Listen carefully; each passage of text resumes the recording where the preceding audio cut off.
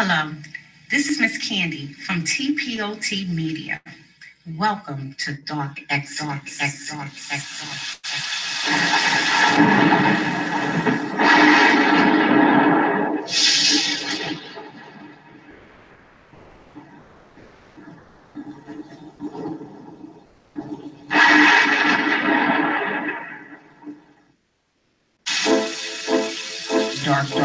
Dark Exodus, Dark Exodus, Dark Exodus.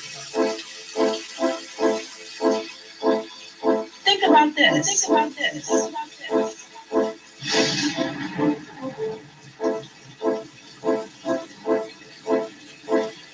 Dark X Dark X Dark X Dark X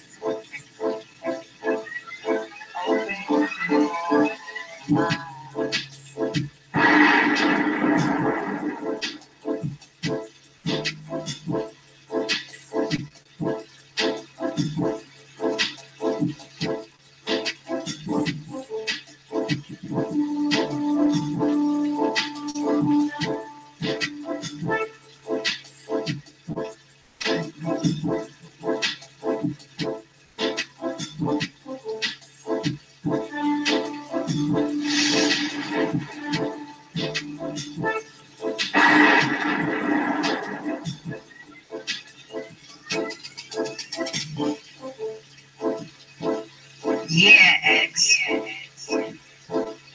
Dark X, Dark X, Dark X.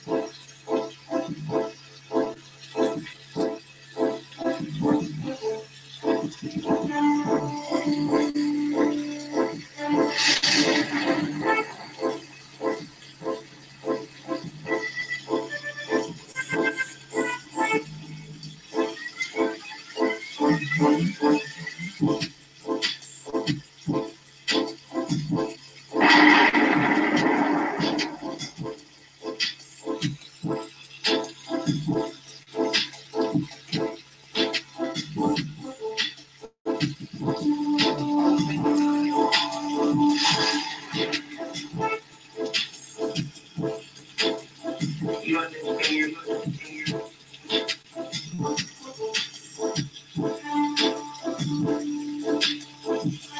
Dark X, Dark X, Dark X. Yeah, X.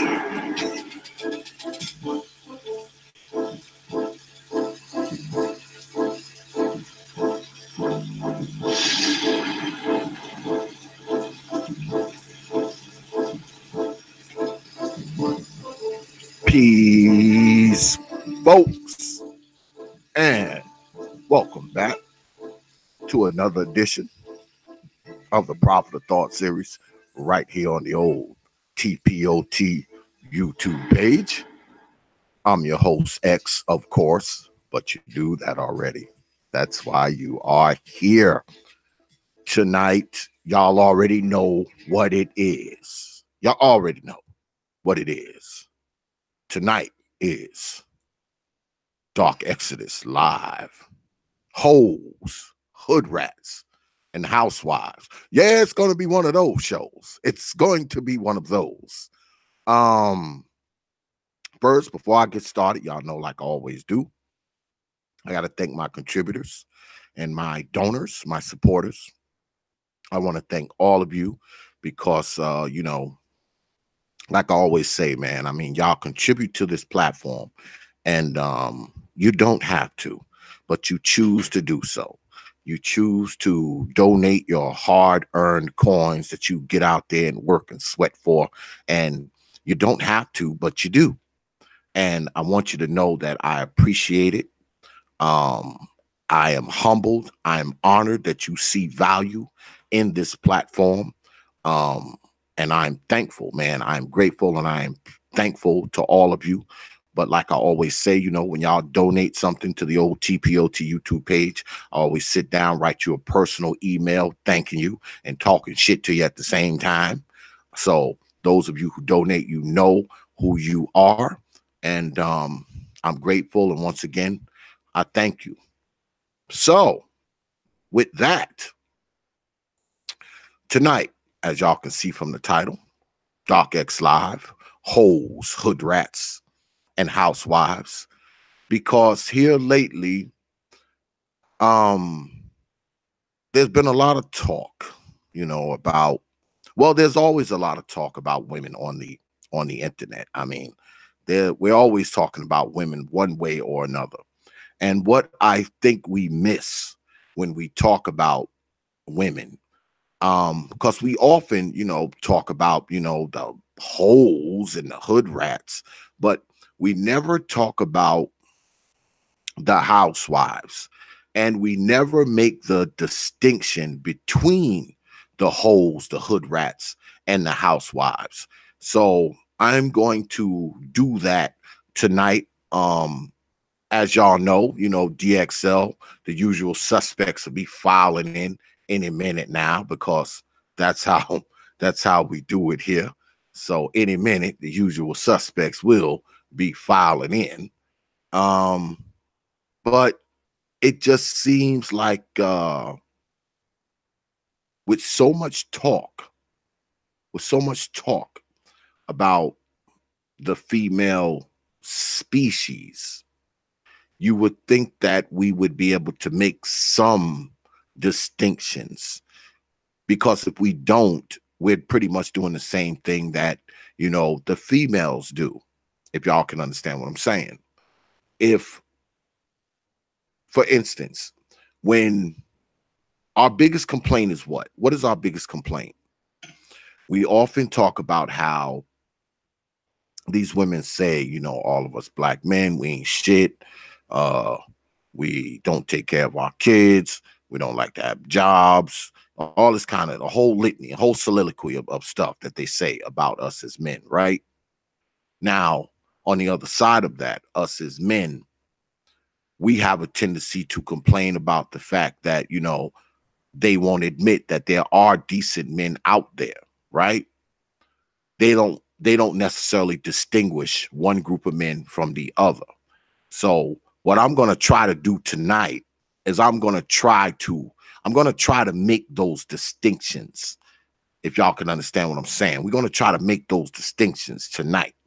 Now, I know most of us brothers, we have a hard time, you know, making the distinctions, because a lot of women that we encounter tend to act alike. They have that kind of hive mind shit going on. You can ask 30 women a question, and they can all be from different parts of the world and 30 different socioeconomic classes, and they all give you the same answer to that question if you ask it to them, if you ask them that question. So, it's kind of hard. It's going to be somewhat difficult to circumnavigate this course tonight. But we're going to try. Yeah, we're going to try. We're going to try to we're going to try to pick out, those little kernels and nuggets that kind of make one group of people distinct from another group of people. We're going to do what many others who criticize don't do. Okay? We're going to make the distinctions tonight. Well, of course, we're going to be talking shit, but we're also going to be making the distinctions between the different groups as well. It's going to be fun. And who knows, we might get some audience participation as well.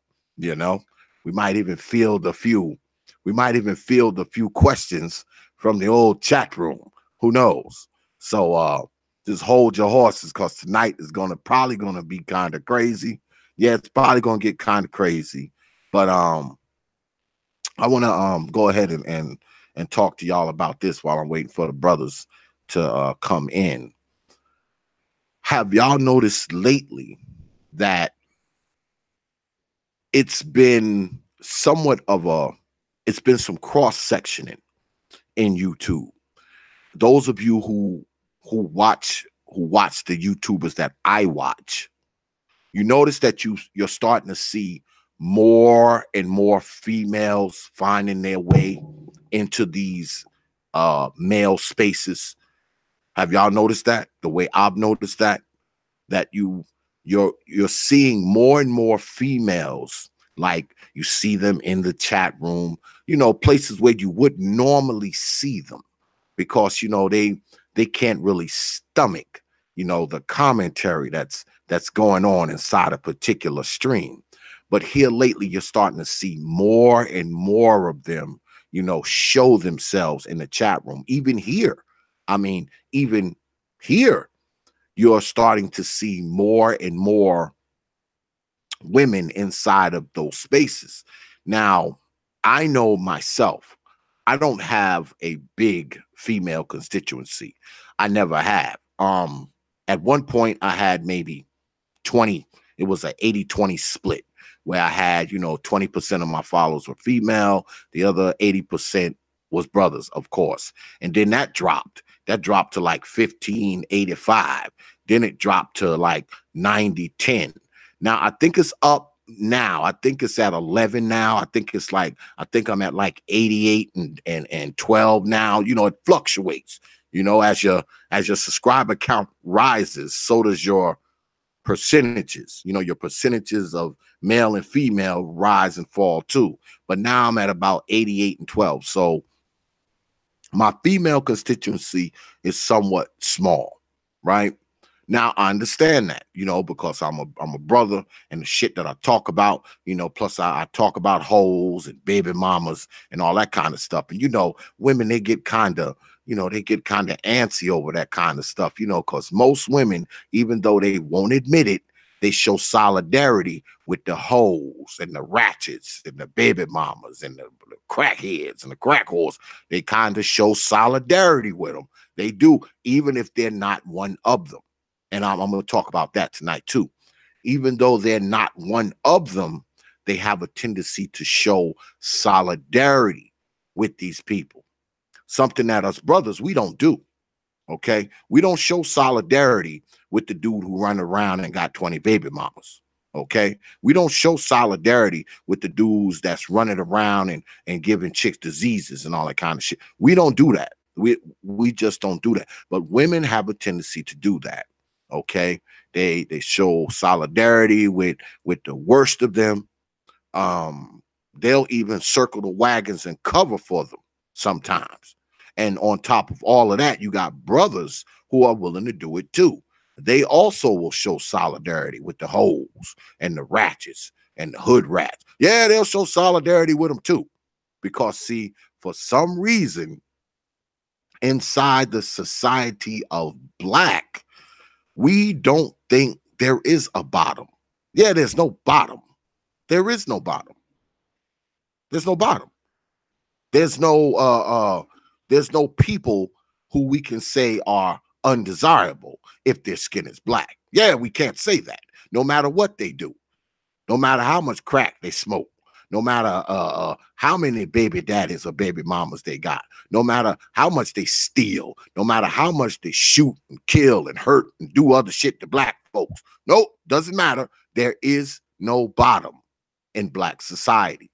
And I think that the reason that is because it's something that I always say, and people get pissed at me when I say this too. Dysfunction is close to us. See, we as Black folks, we don't have to look that far to see dysfunction. We all got a brother who doing life in jail. We all know an old baby mama. We all had a mama who ain't shit. We all don't know who our damn daddy is. So, we don't have to look that far for dysfunction. That's why I think we have a tendency to tether ourselves to it, because we don't have to look far for it. That's just part of being a Black person. You ain't got to look too far for dysfunction. Usually you don't even got to look out the damn house you living in.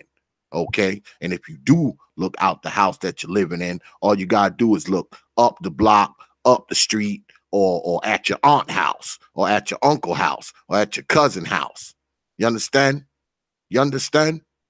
Now I know Black folks don't like when you say that kind of shit. That's coon talk, Sambo talk.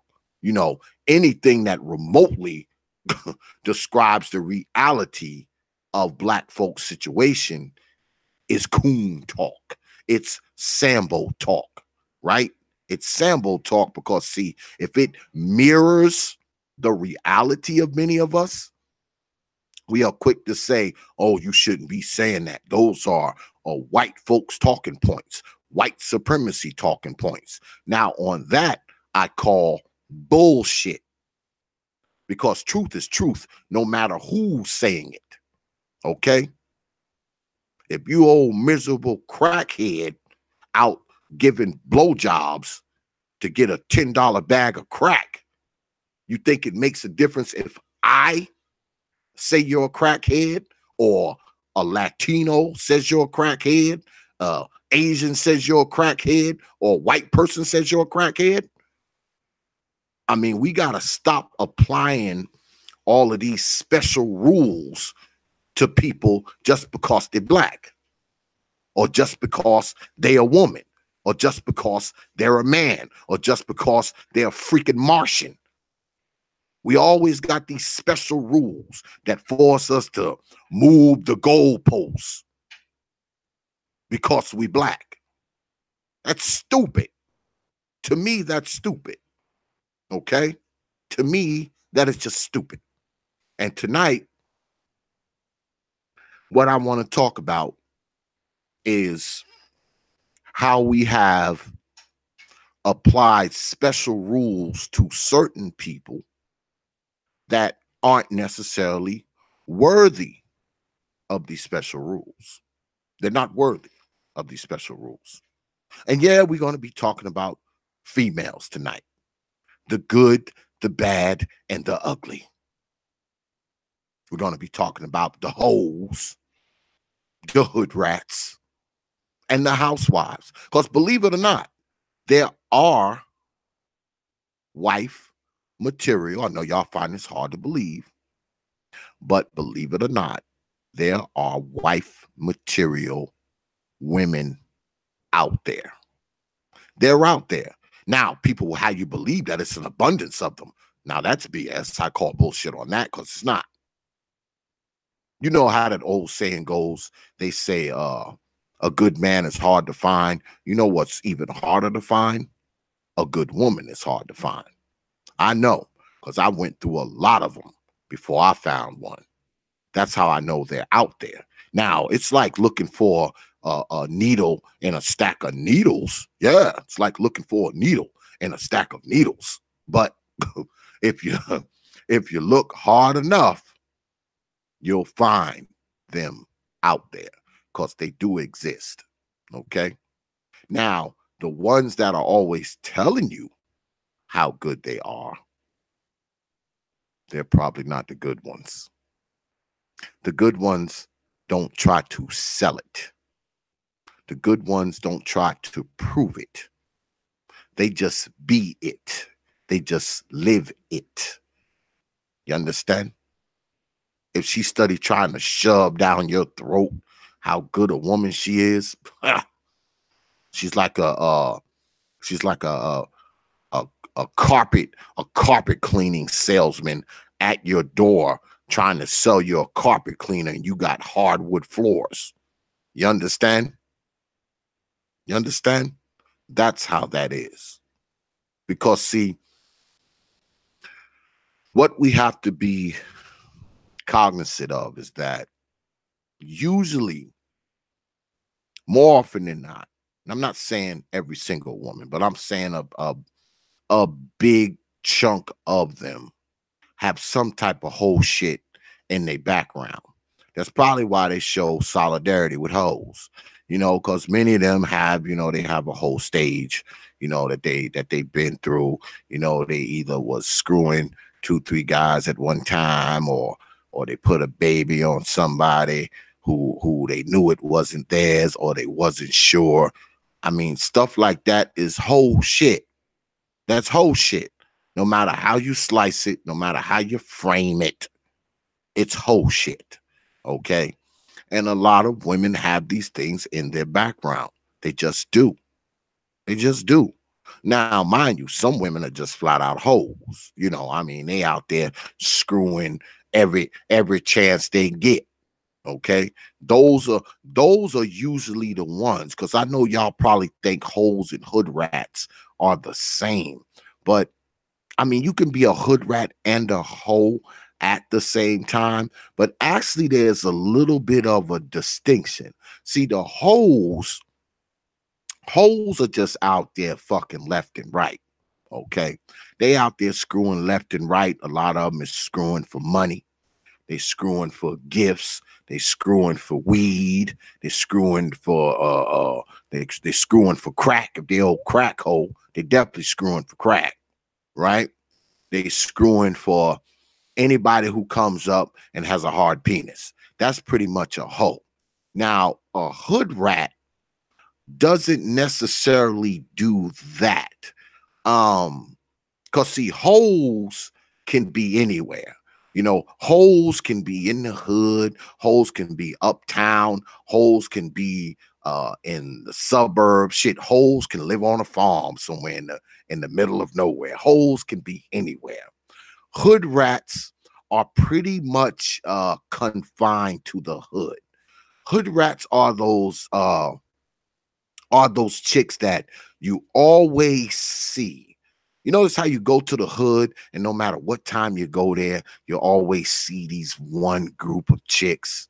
You know, they're like sitting on the stoop, or they're sitting on the fence, or they're sitting on the benches. They're always like, they're a lot of times where you catch them out. I'll tell you where you catch hood rats at the most. And y'all tell me if I'm lying. They're usually in the playground part of the development, even though they're like 20 years old. Even the ones who don't have children, they're hanging out in like the playground. You know, they're on the swing, you know, smoking a blunt. You know, they're sitting out there, you know, as the kids run around and play. They're the ones you see sitting there, you know, on their cell phones, texting and whatnot, dressed like they dress kind of like hoes. You know, they have that whole dress because, see, a lot of them ain't necessarily hoes. Okay. Now, of course, some of them are, but a lot of them aren't necessarily hoes, but they carry themselves like hoes. Because, see, most of the hood rats are kind of young. You know, they're kind of young. You know, they're like 16ish, 17. No, they're like between the ages of like 16 and I say 25. Yeah, we'll put them there. That's what you call a hood rat. All right. She just always running around somewhere in the hood. And, you know, she may not be necessarily fucking all the guys in the hood. She may not necessarily be doing that, but she's always around. She's actually, to be honest with you, the hood rats are probably a little more selective than the hoes are. They're probably a little more selective, and they're probably not screwing as many dudes either. They're probably not screwing as many dudes as the hoes are. Because hoes are screwing everybody. They're a hoe, they're screwing everybody. Everybody, all you got to do is have a penis and show up, and you good. Hood rats are a little different. Hood rats have a tendency to, you know, they kind of go for the drug peddler, you know, a gun toter, you know, the dude who got the Benz, you know, with the 28 rims on it. You know, they kind of go for that. Yeah, they're a little more selective than the hoes. Now, they're kind of in the same camp, but not really. There's a distinction between them. Super Triz, what's good, baby? What's going on, man? They are a little, they're a little different than the regular hoes. They just are, man. They're different. Um, the hood rats, like I said, the the hood the hood rats are just only in the hood. Okay. That's why they're called hood rats. They're just there. All right. They are there. And usually they're born there, they live there, and they eventually die there. Okay. Some of those old 60, 70-year-old women that you see in the hood now, see, they were the hood rats 50 years ago. Yeah, they were the hood rats 50 years ago. They were the ones always, just in the hood, just around, trying to run into some dude that sold dope and had 28 chromes on his car. Those are them.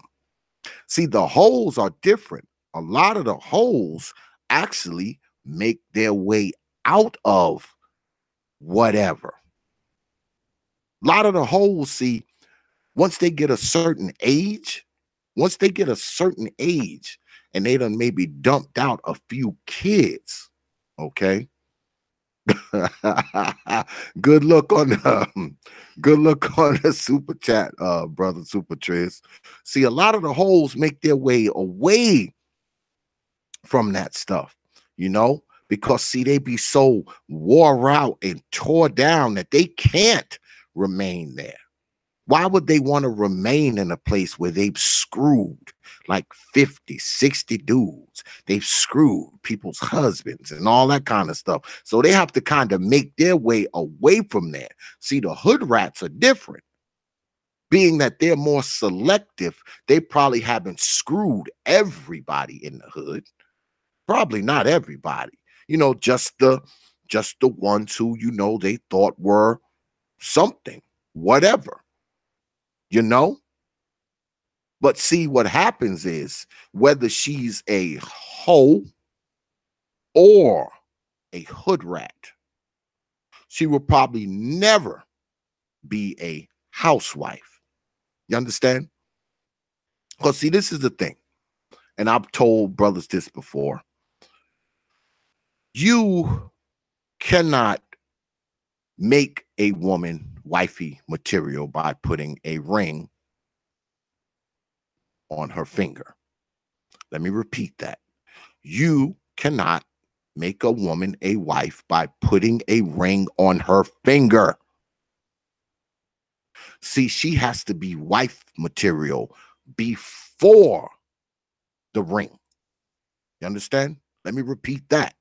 She has to be wife material before the ring. You understand? When you put that ring on her finger, all that does is expand and cultivate what she already is. Because see, if she was a hood rat and or a hoe before the ring, you don't put the ring on and she magically transforms into something. No, that doesn't work. Only in fantasy world does that work.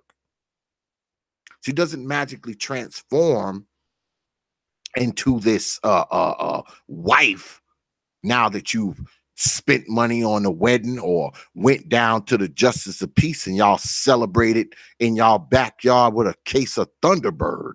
It doesn't matter. If you put a ring on her finger, that doesn't magically transform her into a wife. Because see, wives are something, their wives are wives before they get married. If that makes any sense to y'all. Before a man marries a woman, she has to already be wifey material. You understand? She has to already be wifey material. You're not going to turn her into wifey material because you go out and you buy an expensive fucking piece of jewelry. You're not. If she's a whole bag, guess what? You just married a whole bag. Because all she's going to do now is milk you for what you're doing. And when your ass go to work, she's going to be sucking the mailman's penis. That's it. Because it's hoe in her blood. She has hoe in her blood. So if you think that, if you think by buying that piece of jewelry and putting it on her finger is going to change her, you're crazy. You are crazy. What we have to understand, though, is this. You hear a lot of talk. You hear a lot of talk about relationships and men and women and the gender war, and you hear about all this kind of stuff, right? You hear all this shit on here, right? And like I said earlier, usually we don't make distinctions between X, Y, and Z. We have a tendency to throw a lot of people in one bag, right? And I guess the reason, in everybody's defense and my own, the reason why we do that is because it's so pervasive. I mean, the shit around us is so pervasive. So the fact that we see so much of this bullshit, it causes us to generalize. It causes us to say all women ain't shit. It causes women to say all men ain't shit, right? Because I guess because it's so pervasive that we don't know up from down. We don't know down from out. We don't know here, here from there. You know what I'm saying? So, I mean, we can't, I don't think we can continue to do that though. I think we have to start making distinctions amongst black folks, because if we don't, we are slowly becoming the people that we say are wrong, that we say don't know anything. If we're just constantly throwing everybody in the same bag. Now I know, I mean, there's a lot of similarities, man, when it comes to women, man. There's a lot of similarities, and you would hope that you would hope that you would see some differences, especially if you're a young brother. I mean, you young brothers, I feel sorry for y'all, boy, because y'all got well, y'all got dealt a bad hand, boy, with some of these hoes that's running around here. From shit I see, I mean, I see why brothers is MGTOW and all that. I get it. I mean, I get it. Because if I was you guys' age, if I was in my 20s and 30s like you guys, and not married and shit, I'd probably be the same goddamn way. Because I get it. I get why they are that way from the shit I see. All right? From the shit I see. If I was a single man, I'd be same goddamn way. I wouldn't want to have nothing to do with none of these hoes that you see. And every woman that you run up upon, you'd have to be thinking, damn, is she like the rest of these hoes? Okay? Is she a hoe, a hood rat, or a housewife? With what you see every day, okay, inside black society, how could you not think that? How could you not? Now, people will often get up here on YouTube and tell you, that all black women are beautiful and all black women are this and all black women are that, which is a crock of bullshit. It's nonsense. It's just straight nonsense. And I get it.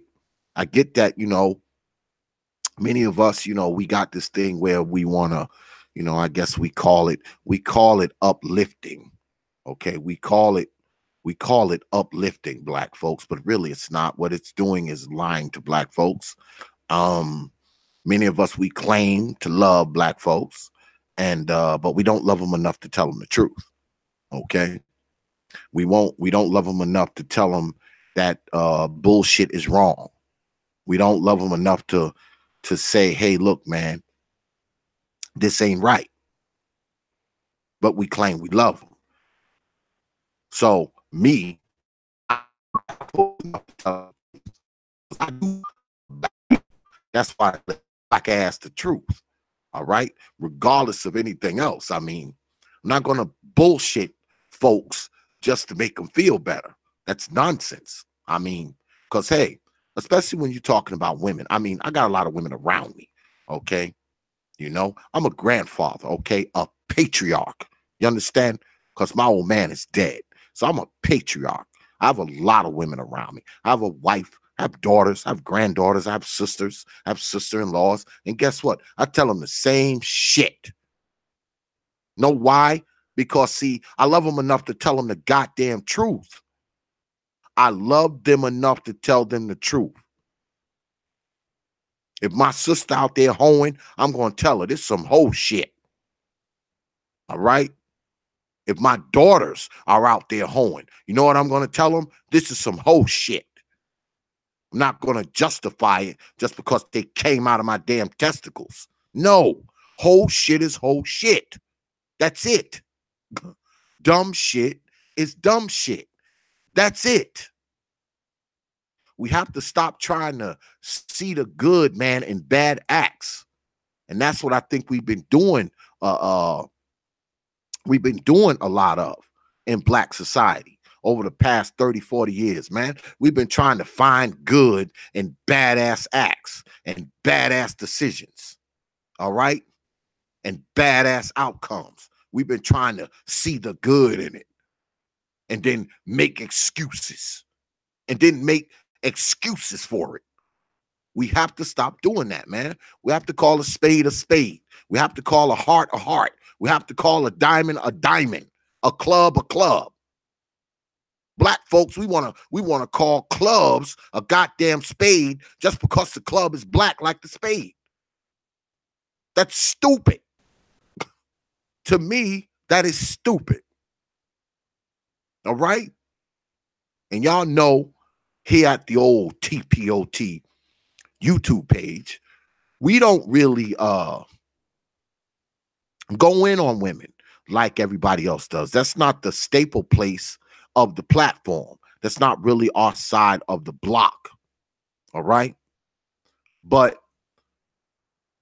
sometimes we have to get up here and we have to talk about some of this shit, because if we don't, not only are we doing the brothers that are aligned with this platform a disservice, we're doing the females a disservice too. If we just sit up here and lie to y'all about shit because we don't want y'all to get mad at us. That's stupid. Why would I sit up here and lie to y'all just to keep y'all from getting mad at me? I want y'all, even if y'all stop watching, I want y'all to say, hey, I'll stop watching X because X be telling them hard truths, as opposed to you listening to me every damn week because I'm filling your head up with a bunch of damn lies. How the hell can you respect me when you sitting up there listening to me lie to you about BS? You doing some old jack backwards shit, but I'm telling you how great it is. You know it's jack backwards. I know it's jack backwards, but I'm telling you how great it is. How can you respect me? Plus, you're not going to respect me anyway if I kiss your ass. How you going to respect me when I'm kissing your black butt? I'm just another black butt kisser at that point. And I know I got ladies that listen to me. I mean, a very small number of ladies that listen to me. And I would like to think that the reason why ladies listen to me is because they know I'm not full of crap. They know that I try to be consistent and tell them the goddamn truth. And what I believe is that the ladies who listen to me,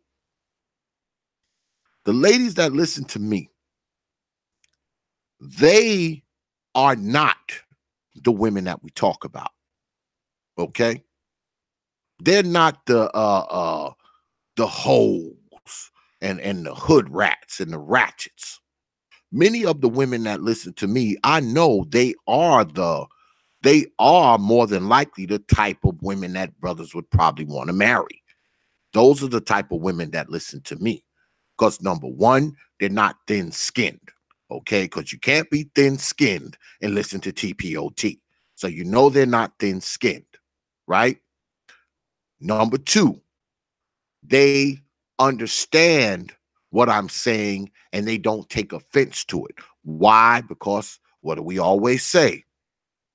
A hit dog hollers. So they don't holler. They don't holler because they haven't been hit. You understand? They haven't been hit.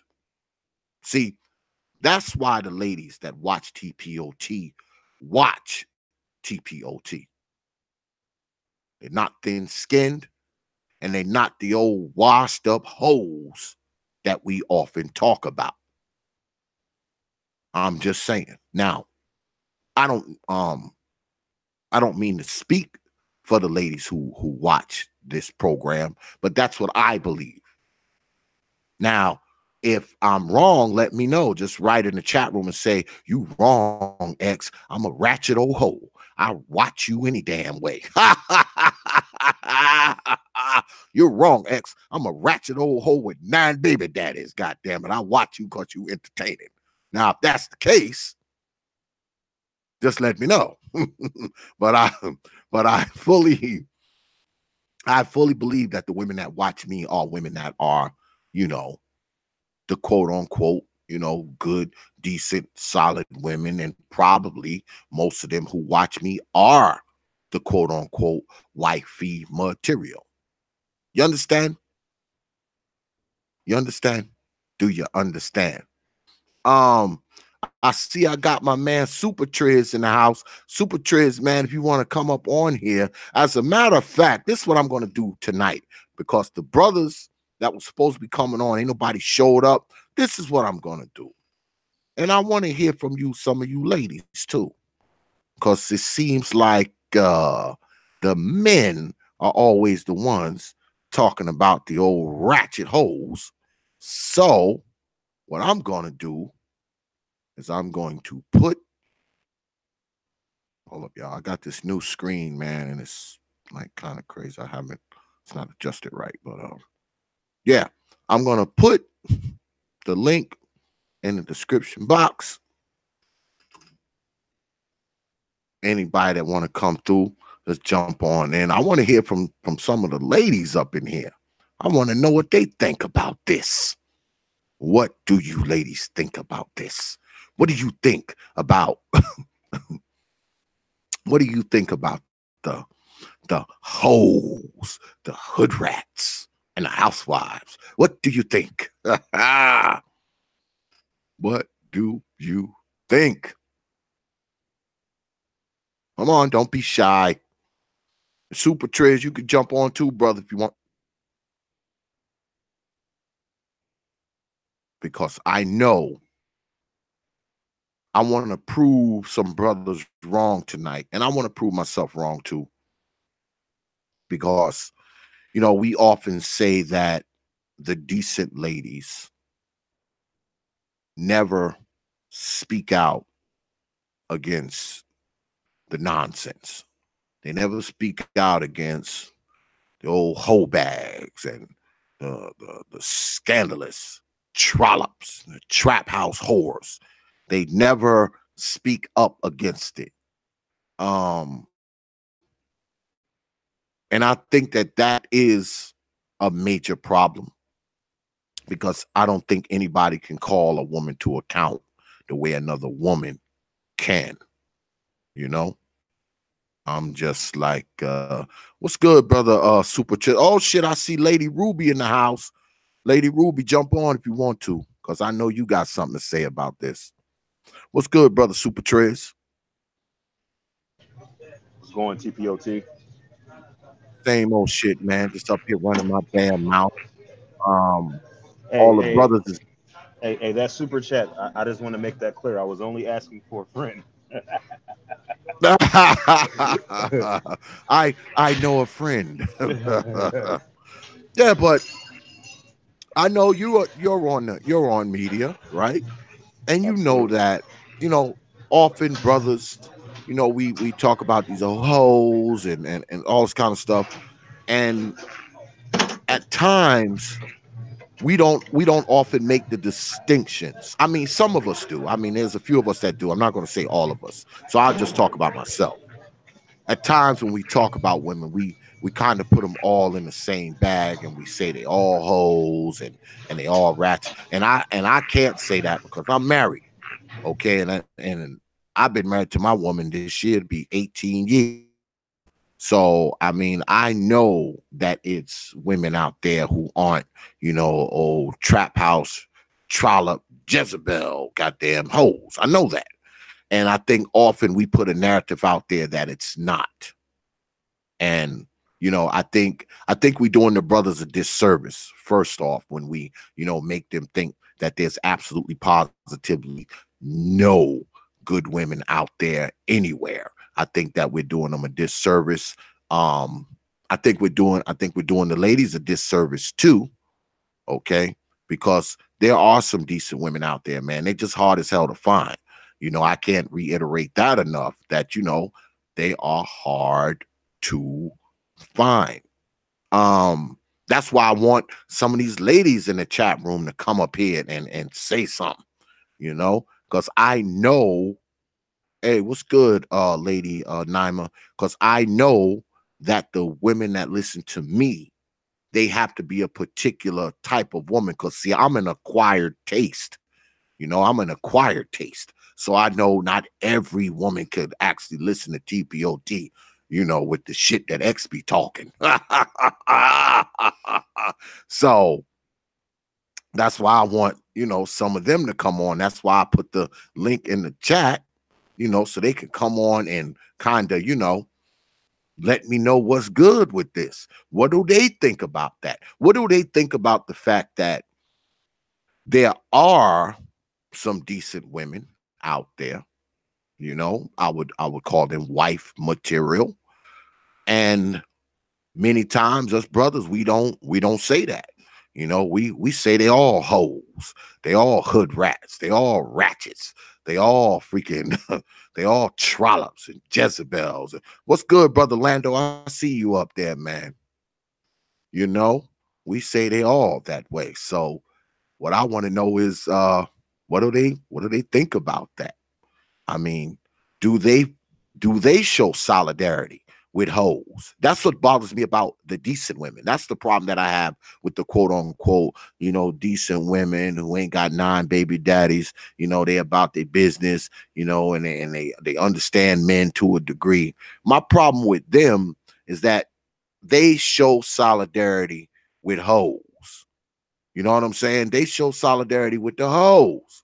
That's what I don't get. And they don't have to. Why? If you're a woman that's decent and about your business, I mean, you have married women who have a husband and all that. They have a tendency to show solidarity with hoes. Like, why should you show solidarity with hoes the life that you live? Like, I don't know. I I don't think get it. that Don I Teasy, think what's good? Go ahead, Super Triz. I think that when you have a lot of women who are envious of the actual quote unquote freedom or what they perceive to be freedom, of women who fit the classification of being an actual hoe. So I think that's the reason why they show solidarity because deep down inside they actually wish they can actually explore their sexuality to the degree that some of the quote unquote hoes do, but not realizing that a lot of these women who we consider to be hoes are actually unhappy. It Mm, looks like they're having fun because this is the appearance that they give. A lot of the pictures that they take, that they post on social media, they portray themselves to be, in a certain light.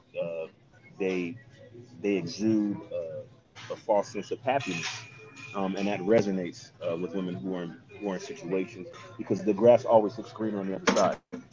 But I think you made a very poignant statement when you mentioned, only hit dogs holler, because I think that holds so true, considering the fact that there was a hangout that I had along with CRU, Reality, and some other individuals.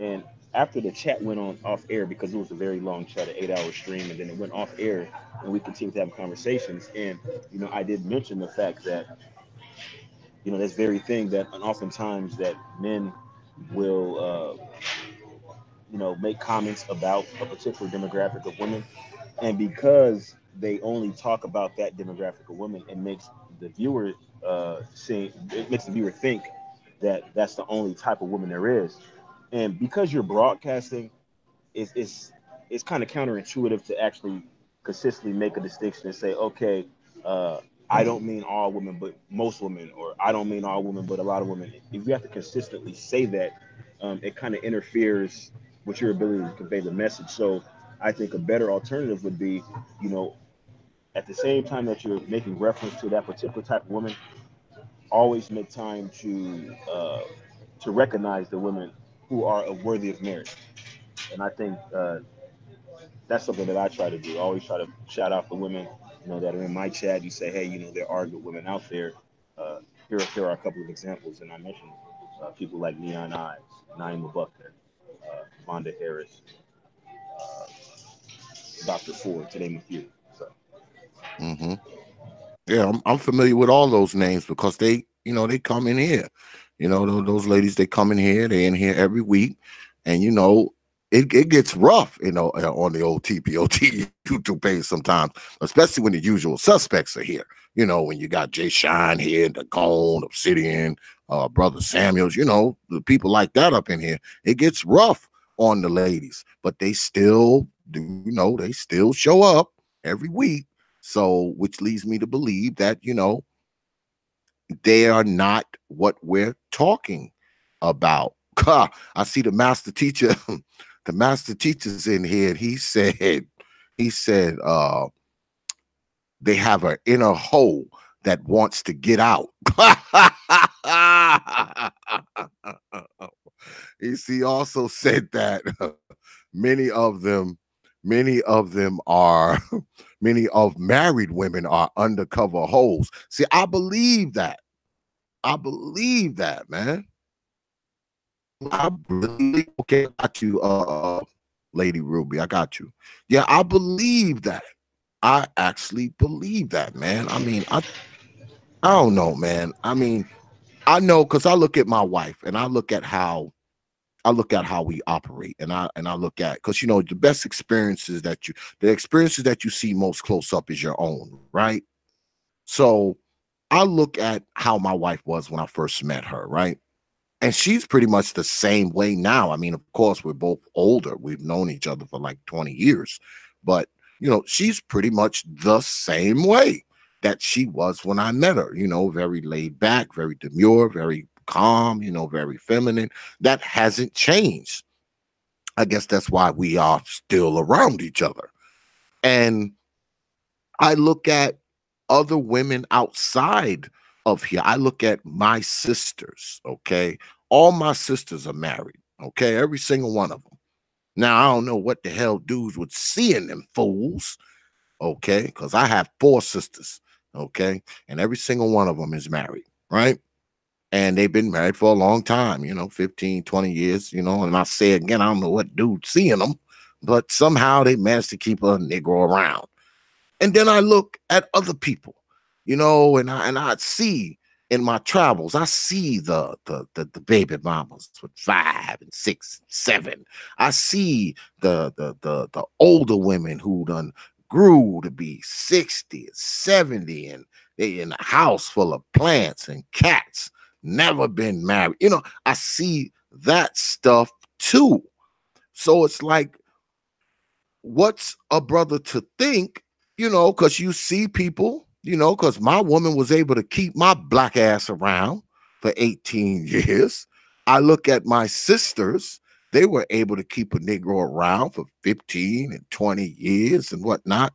So is it that some women have the secret, whatever that secret may be, or is it the luck of the draw? I don't know. well, I I think don't that know. when you talk about your sisters, you're talking about women from a different era. I don't think you'll see that uh, that phenomenon as prevalent now as you did 15, 20 years ago. So I think that that has not only has it rapidly changed, it has changed.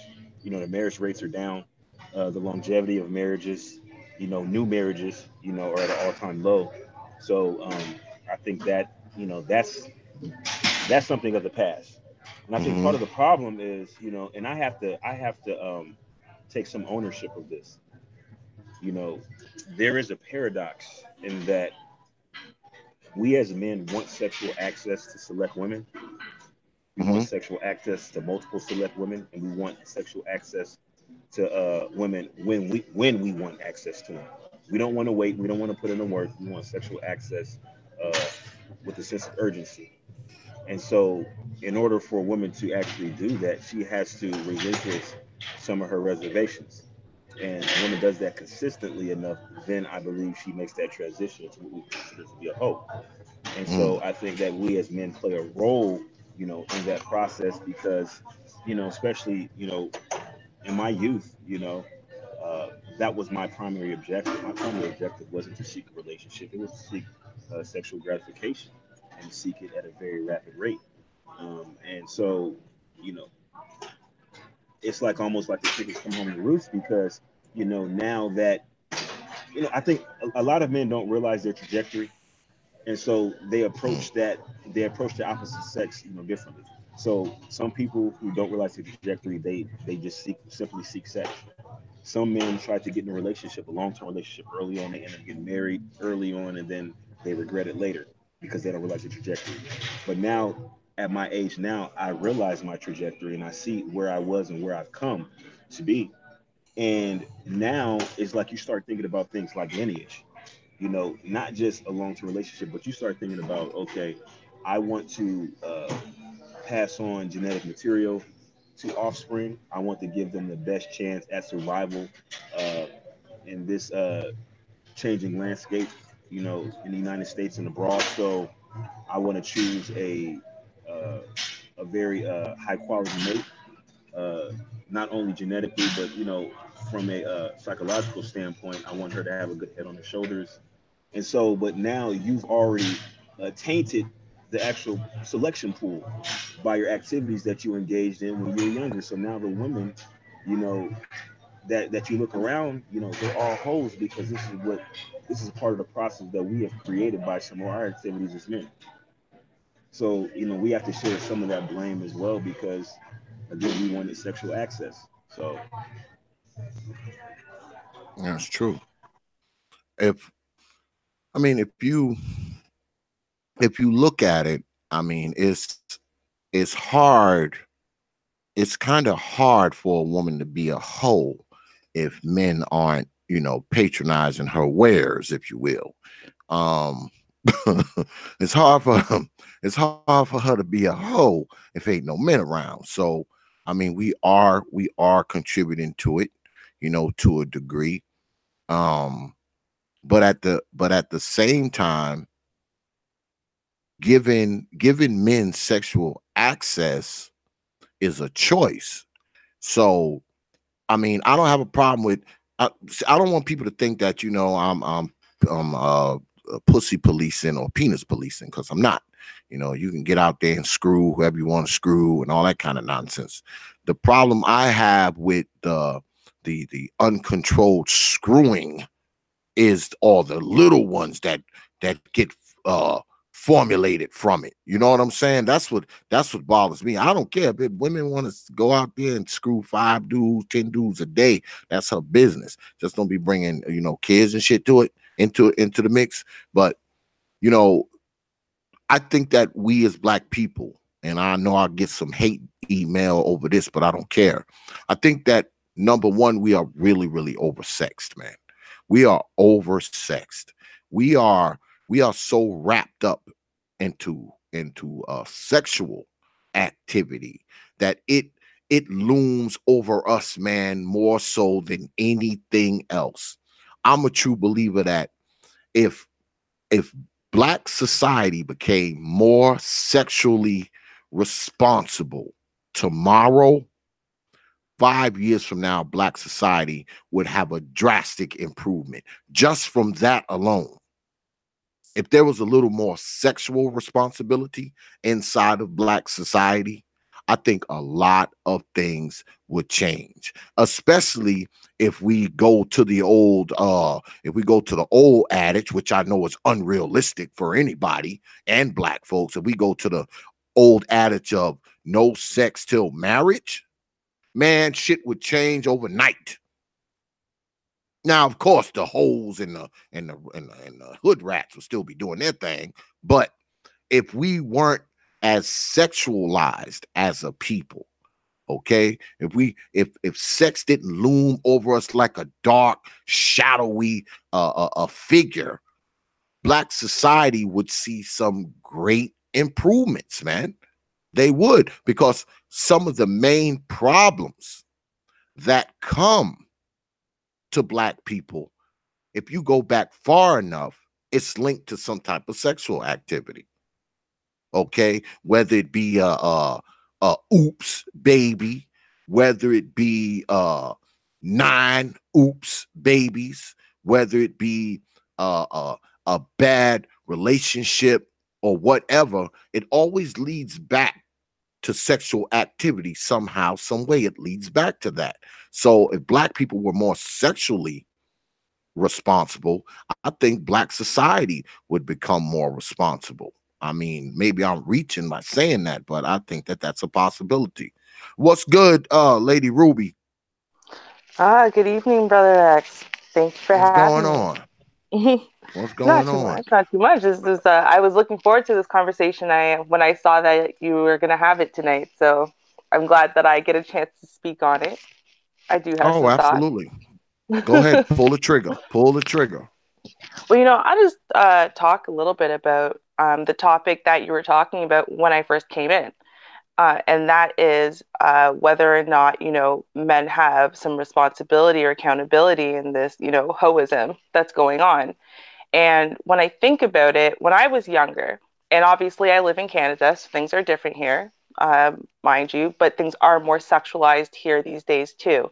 But when I was younger, uh, you can't turn a hoe into a housewife was not just like something you were trying to tell women so that way they would know, or tell men so that way they'd understand, okay, she's pretty, she's a hoe, she'll never be a housewife. It was something that men carried inside of them. So once she was a hoe, you knew she was a hoe. She would really have to go move somewhere else to go find herself a man. People would have to not know who she is. They'd have to not recognize her and know about her extracurricular activities when she was 15. But these days, a girl can sit there and get run through, at some party, 6 months ago, and then somehow or another have a really serious boyfriend who's going to defend her honor today. So there isn't an incentive on the part of women like there was when I was younger to not be a hoe. In fact, the incentive really goes the opposite way because there was always an incentive for women to have sex now to gain things right now.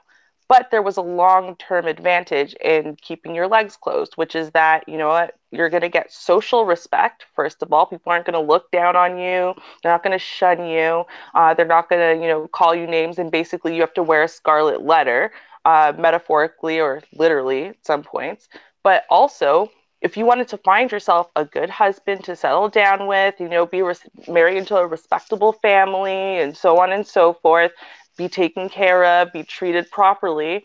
If you wanted to find a good husband, you had to keep your legs closed when you were younger. You had to be basically virginal, at least people had to think you were. And then even in my days where you didn't have to be a virgin, you certainly couldn't be a hoe. You couldn't be that girl that everyone's run through and they have some nasty stories about you and whatever. And I see those girls, those exact same girls that I knew in high school, living in the exact same neighborhood around the exact same people with rings on their finger. And I see those girls with rings on their finger these days, honestly, sometimes in bigger quantities than I see the girls that weren't hoes back in high school, that weren't hoes back in college. So it's telling you that, that incentive that you get for keeping your legs closed and, not being sexually available, not flaunting it too much, not putting yourself out there in that way. What's the incentive to not do that these days? You're going to get the attention and the validation now. You get the sexual pleasure now. And then, you know what? Even if when you had 3, 4 kids and this and that, and everyone's run through you and whatever, someone's going to fall in love with you and still put a ring on it. And they're going to know your past and not judge you for it because, you don't do it now. Now you changed and suddenly that means something where it didn't before. So, I do think it's a problem that if the men were saying, yeah, sure, well, I'll bang you all you want now, but you don't get resources from it. You don't get taken care of. You don't get respect. You don't get a ring. You're excluded. So that, 60% of women or whatever, that majority that men are talking about that are saying, oh, yeah, they're all hoes and you run through all of them and most of them are having kids before 18 and whatever, they wouldn't be able to find husbands.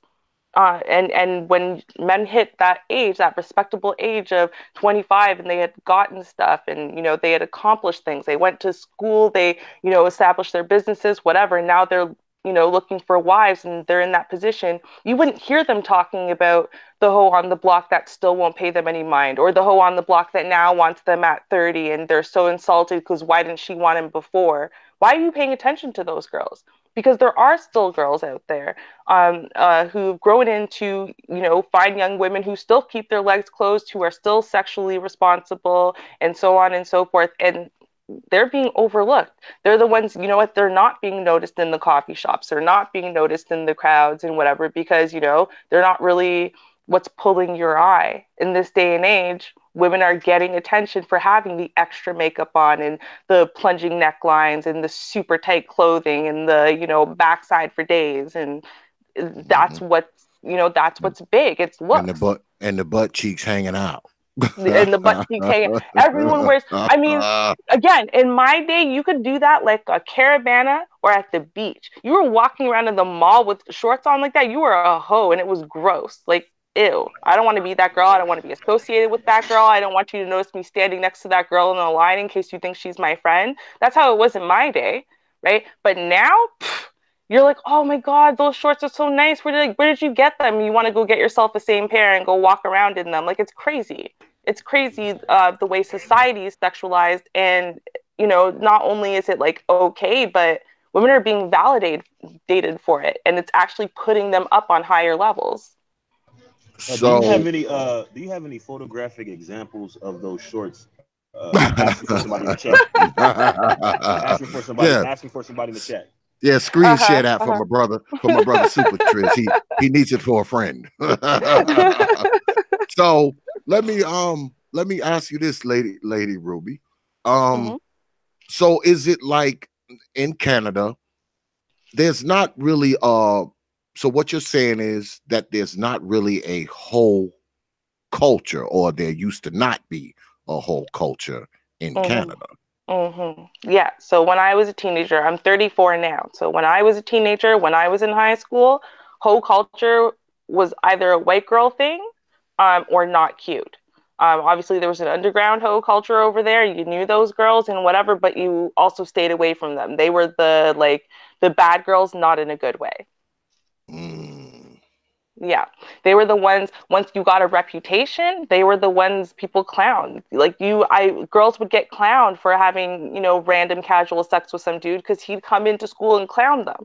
And she'd run away, in shame, and that was it. Your reputation is ruined. No one's asking you to semi-formal or prom or whatever. No one's dating you. Are you crazy? Even if they really liked you, they'd have to date you in secret because they wouldn't want to get clowned by their friends for kissing you. Stuff like that. So that was, let's say 15, 20 years ago. Whole culture was really, really different, and girls were getting clowned for having sex with their boyfriends, because they were too young to do it and whatever. So it was significantly different. I know 15, 20 years ago, it wasn't quite like that in America. But I'm saying that, when my sister was going through high school, she's 10 years younger than me, that was already the era of the sex parties where people were wearing those sex bracelets and stuff. And the sex bracelets told men what they were willing to do. So I'm willing to French kiss and blow job. I'm willing to this and this. And so if you wore all the colors, you're down for whatever. And this was not what you're down to do in a relationship. This is what you were down to do casually with whoever tapped you on the shoulder, basically. And you walk around with these bracelets all day, proud of the bracelets that you wear, because you have to have done the thing to be able to wear the bracelet and say you're going to do the thing. So this is a very different culture, just even 10 years later. Now it seems as though, again, it's starting to really be glorified, and the girls who are just sitting there and covering up and keeping their legs closed and whatever, they're the ones who don't have boyfriends yet. They're the ones who kind of are sitting in the corner gorgeous, and ignored. And I'm starting to see that difference now. The ones that are not quite so good looking but definitely on the whole radar, they got a man. You're like, really? Yeah, we've been together for 2 years and da da da. And I only cheated on him twice because I love him so much. Wait, you cheated on him twice and he's still with you? Like, wait, what? What's going on over there? And it's something that, shockingly to me, because again, most of whole culture when I was younger was the white girls. White girls were, they would give head, for example, in high school, which black girls didn't really do stuff like that.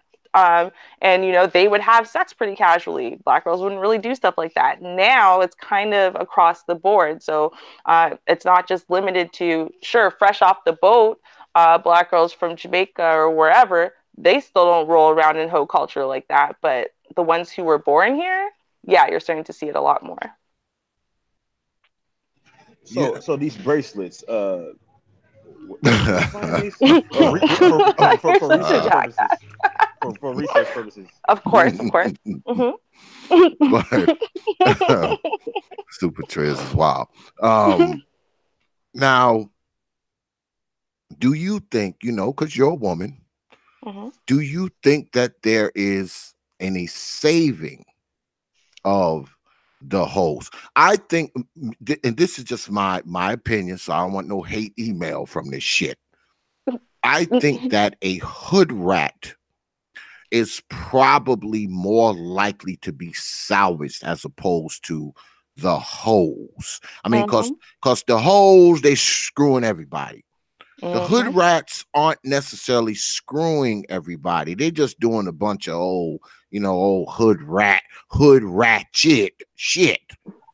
So I think that they are more salvageable than the hoes are. What do you think? As a woman, what do you think about that? Yeah, no, I absolutely agree because one just has to do with basically brought up see as far as you were born and raised in the hood, you know what I mean, without very many resources, with a bunch of people who act a certain way. You were surrounded by the hoism, but you had at least enough self-respect not to devolve that far, not to go down that. You had enough self-respect to want to, at least pride yourself on that. I'm selective.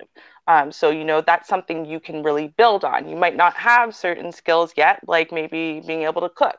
You might be a little bit wild as far as respect because, you didn't have a dad to kind of smack you down a few pegs sometimes and put you in your place, and you got to bite your tongue and not roll your eyes because you're just not allowed to do it. So, those are things that you can actually learn. But you can't unlearn how to be a hoe. So you can't unlearn, for example, I know a girl that she wasn't like a hoe, like all the way a hoe. And the reason why she wasn't is because if she got into a relationship or she wasn't in a relationship, that was it. She's loyal, she's dedicated, she type cook, clean for you, she won't sleep around. She's very honest about who she is.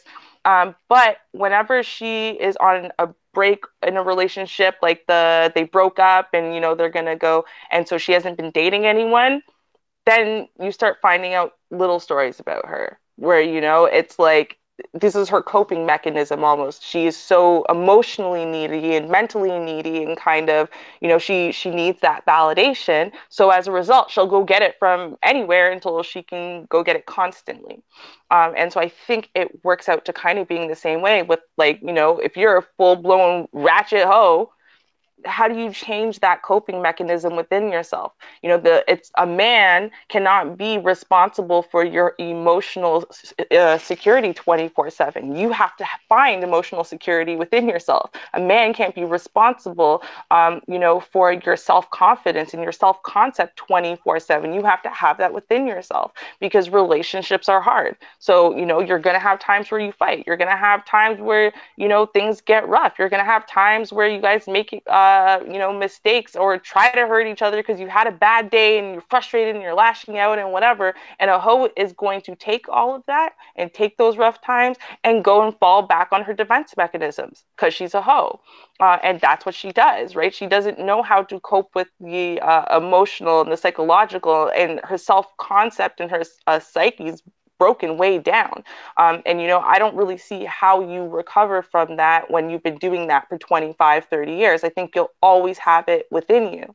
I mean, maybe with a lot of therapy, maybe with a lot of work, you can kind of get there to an extent. But I still think that, you know, should you get married, whatever, you'll stay faithful for 20 years. And then should he pass away or you guys separate or whatever the case is, you're going to fall back on those same tactics because for you, it's still acceptable and in fact desirable for you to spread your legs and, you know, chase dick, whatever you're alone, because you need that validation. Yeah, plus sex is a hell of a drug. That too. That too. That's why when you hear people talk about being, you know, Captain Save-A-Hole or Lieutenant Save-A-Hole, that doesn't exist because you cannot save them. There is no such thing as Captain Save-A-Hole because you cannot save them. They are beyond saving. That's why they're holes. There are no, you could save a hood rat. You know, you could take her and probably teach her and, you know, give us some etiquette, you know, and give us some steps. I don't think you can save a hoe. See, hoes just continue to have the whole mentality all throughout their life. I talk about this all the time when I'm out in my travels and I see women who are probably in their 60s and 70s, okay, barely getting around, but they have that hoe twinkle in their eye. They got that whole twinkle.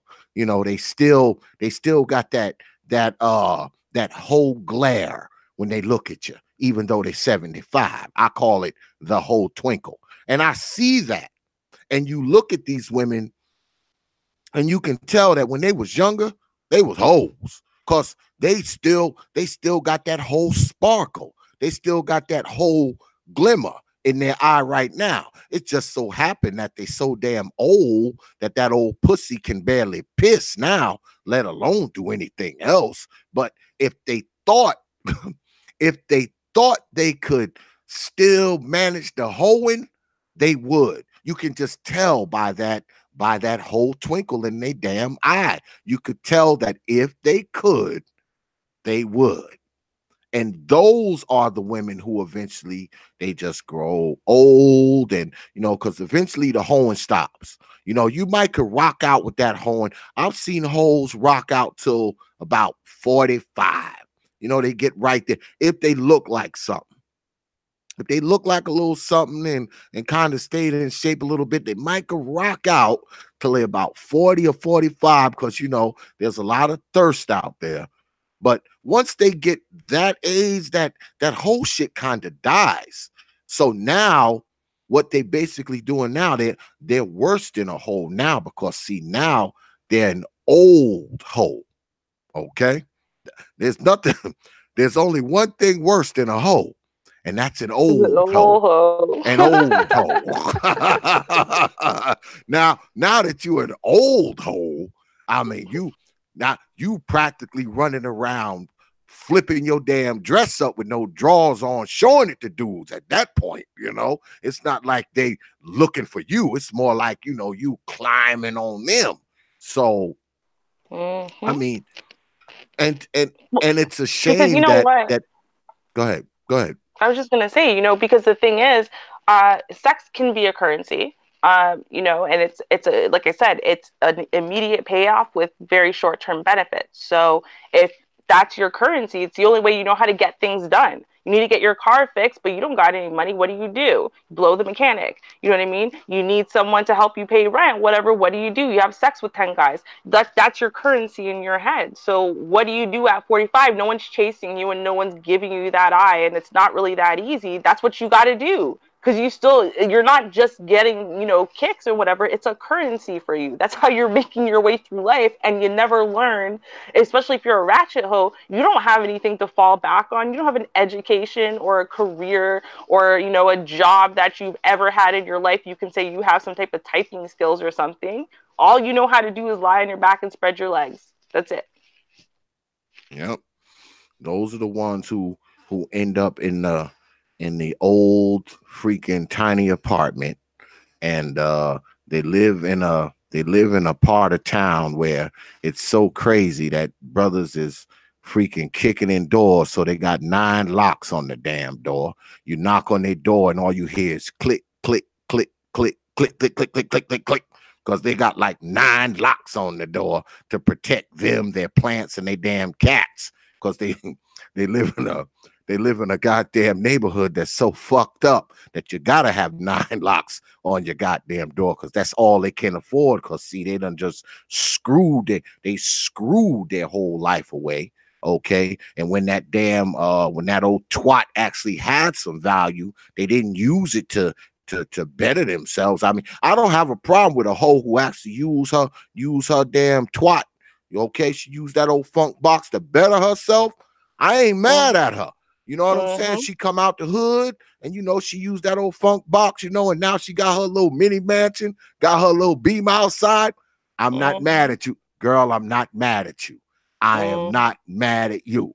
But if you just been slanging that thing around all your life and it ain't benefited you shit, nothing, the only thing that came out of it is a bunch of bastards. I feel for you. You should at least went ahead and shot for the moon and tried to get you a BMW and a little mini mansion, or a nice old bank account, or something, a really good job, a spot on a TV show, some shit like that. You should have used them. You should have used that old funk box for that. I mean, you just slung it around for nothing all those years, and now you're 60 years old living in a damn apartment that's smaller than my damn bedroom with a bunch of cats and plants and shit. You done fucked your life away. Your damn bastard kids don't even want to be bothered with you no more. They don't even want to be bothered with you. So now you just sitting there looking out the window, going to buy a bunch of cat food, even when you don't have a cat, because that's all. That's what you're eating. You're eating cat food now. So. And what's funny though, Hey, brother? TPOT. Oh, go ahead. I don't want Sorry, to go ahead. Go ahead, brother Super Trez. I was gonna ask, a brief question. Have any of you ever seen the show How to Be a Millionaire? How to be a nope. Okay. So it's like a show where there's incrementally increasing difficulty questions that are asked, and as the questions increase in difficulty, so does the reward. Oh So yeah. It Oh, used to so be you with want to be a millionaire? Regis How to be a Okay. Philbin. millionaire. Okay. Regis Philbin used to So host it. so okay. So you understand the concept of knowing when to cash out. So there's a point where you could say, you know what, let me go to this next question because I think I can get a better prize, or I can just, cut my losses now and take what I've earned thus far, you know, at an actual discount. So yeah, I'm at $2,000, but I could walk away with $1,000. But if I risk this next question, I can get $4,000, but I may walk home with nothing. So this is the thing that happens, I believe, with a lot of women. They continually think, okay, I don't want to cash out quite yet because I think I can do a little bit better. And so then it comes to a point now where they've actually reached that crest in their sexual marketplace value, and then that value begins to decline. And then that's when they're in a frantic hurry to secure an actual man of value. But now men of value are no longer interested in them. And furthermore, when we talk about relationships, uh, just being a just being a good man, um, having actual ambition, uh, being a good father, that's not enough to maintain a relationship. Unfortunately, there has to be something more. From a woman's perspective, that's going to make her endure the trials and tribulations that's naturally going to come with the relationship. And this is where that concept of pair bonding comes into play because there's been studies that have shown this. 10 seems to be the magic number. Once a woman has more than 10 sexual partners, 10 or more, then the actual success rate of her long-term relationship goes down exponentially. There's an exponential decline in the success rate of a relationship for a woman when she has 10 or more sexual partners. So and they attribute that to the fact that a woman can only quote unquote pair bond to a certain number of sexual partners. Beyond that, she's no longer able to pair bond. So there's like an intrinsic mechanism that causes a woman to a pair bond with a sexual partner. And once you've done it so many times, you lose that ability as a woman. And so I think that's something to consider as well. Again, men have a role to play in that as well, because we always want sexual access to women, but we don't understand the long-term effects of that later on in life. These women are unable to have healthy long-term relationships because they're unable to pair bond to their mates. Yeah. Mm. Plus, if she's constantly getting her back blown out, 10, 20, 30 guys, I mean, it's going to be hard for her to keep a dude around because, eventually, after you done got your back blown out so many times, eventually it's like throwing a damn baseball bat down a freaking subway tunnel. That shit don't land on the roof or the walls. That shit land right on the floor, right on the tracks. God damn it. When you take a baseball bat, you throw that shit down the subway tunnel, you can barely hear that shit land. Mhm. Well, we've been joined by Lady Namer, what's good, and my brother Art, what's good. You wanna chime in, brother Art? Oh, I yield to the sister on the panel. Okay, Lady Namer, you wanna chime in? What do you think as a female? What do you think about the hoes, the hood rats, and the housewives? Do tell. Peace, everyone. What's good? Hey. Yeah, I think that we live we're in this whole culture, and I believe that they're trying to push the whole agenda, with Black women for sure. Everything is over sexualized. And this young lady Ruby, she made so many great points, and she was really on point with everything. Um, but we live in this culture, whole culture, over sexualized, twerk this, shake your ass that, half nakedness, um,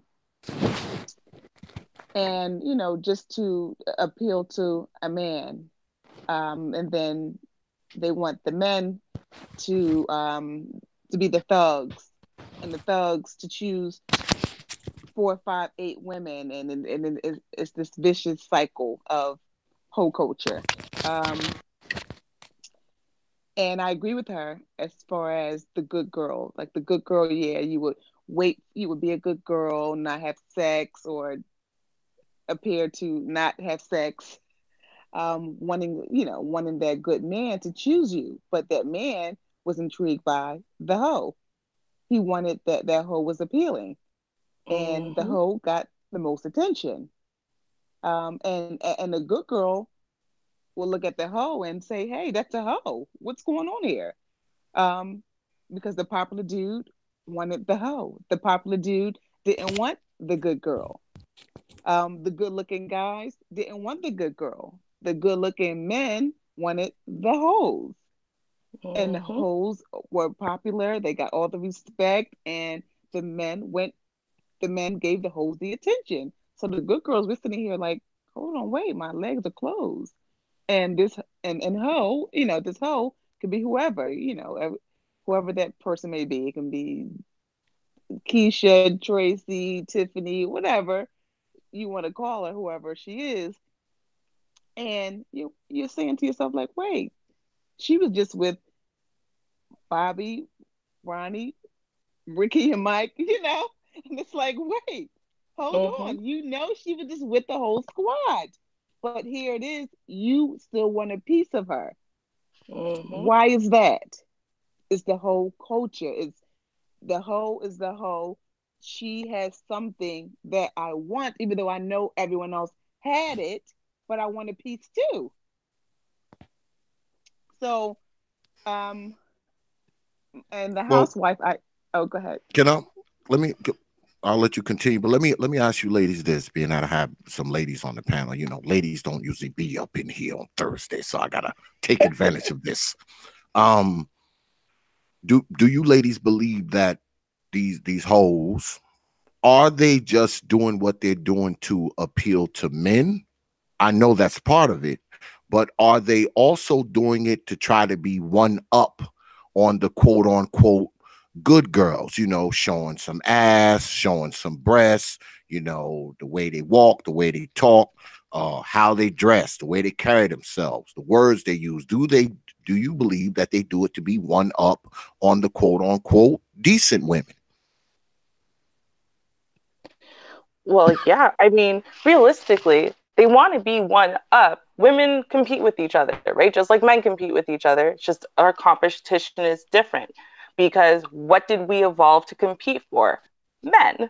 So as a result, even when we're competing with each other, we're competing for male attention. So we are all vying to try to get that number one guy.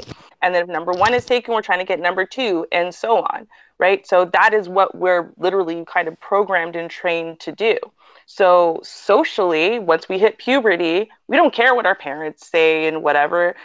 We care what's talking to our generation, and what our generation of men are looking for. We're trying to raise the bar to get to that top guy. We're trying to beat the other girl out so we can get to that top guy. Now, back in the days, years and years, decades and decades ago, we have to go way far back now for this.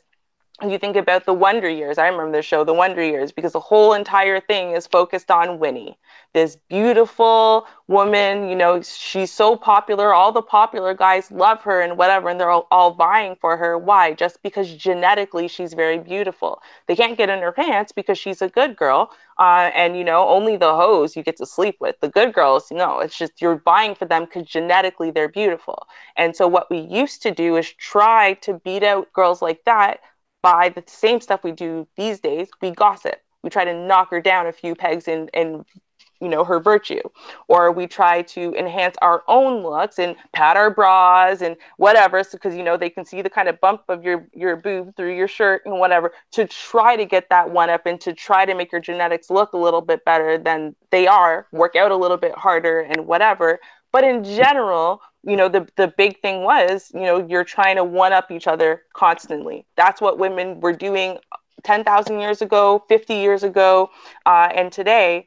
But you're one-upping each other for mates. That's the only thing that we're programmed to do. So it's kind of like both things are true and one feeds the other. Okay. You want to continue, Lady Naima? Am I saying that right? Yeah, not Okay. Naima. Naima. Okay. Naima. Yes. So if we're speaking on the whole culture, then, and we're talking about wanting up on women, then basically we're talking about either kind of being in social settings, correct? Bar, club, so forth and so on. That would, I guess, cause women to compete. And I think when you have the good girl there, I'm going to give my experience with being at a bar. Depending on what kind of bar you go to, I've gone to all kinds of bars, hood bars, classy bars, cigar bars, all all realms of the bars. But the whole culture is okay.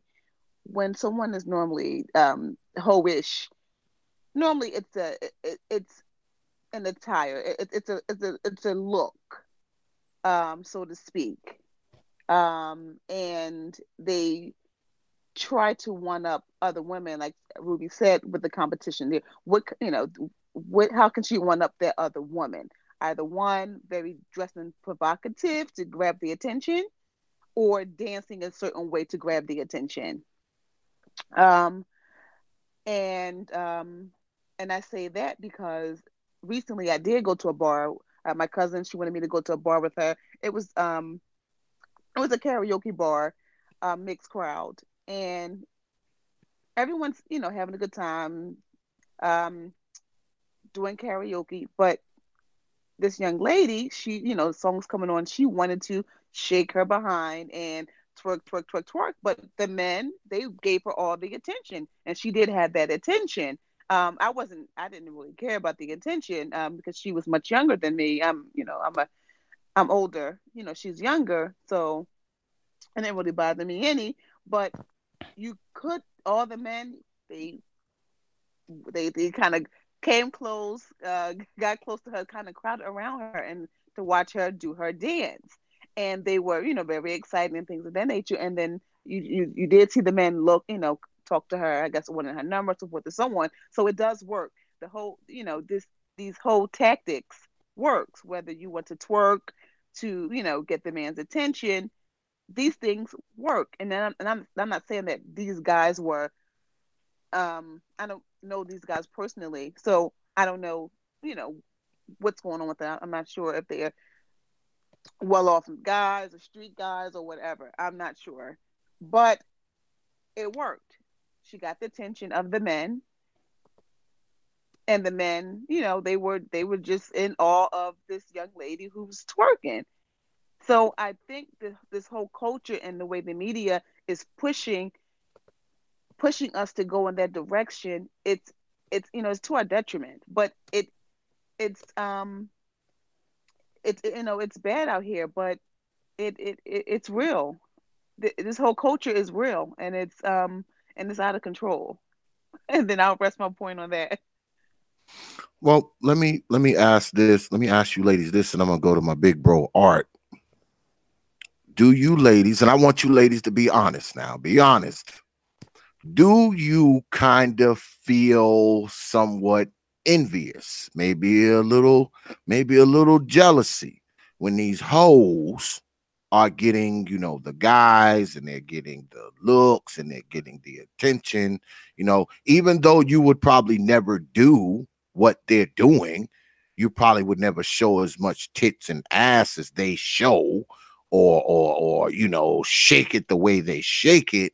Do you ladies kind of feel a twinge of envy or jealousy when you see the attention that the hoe bags get? If just a twinge. Well, for me, I'm a little bougetto.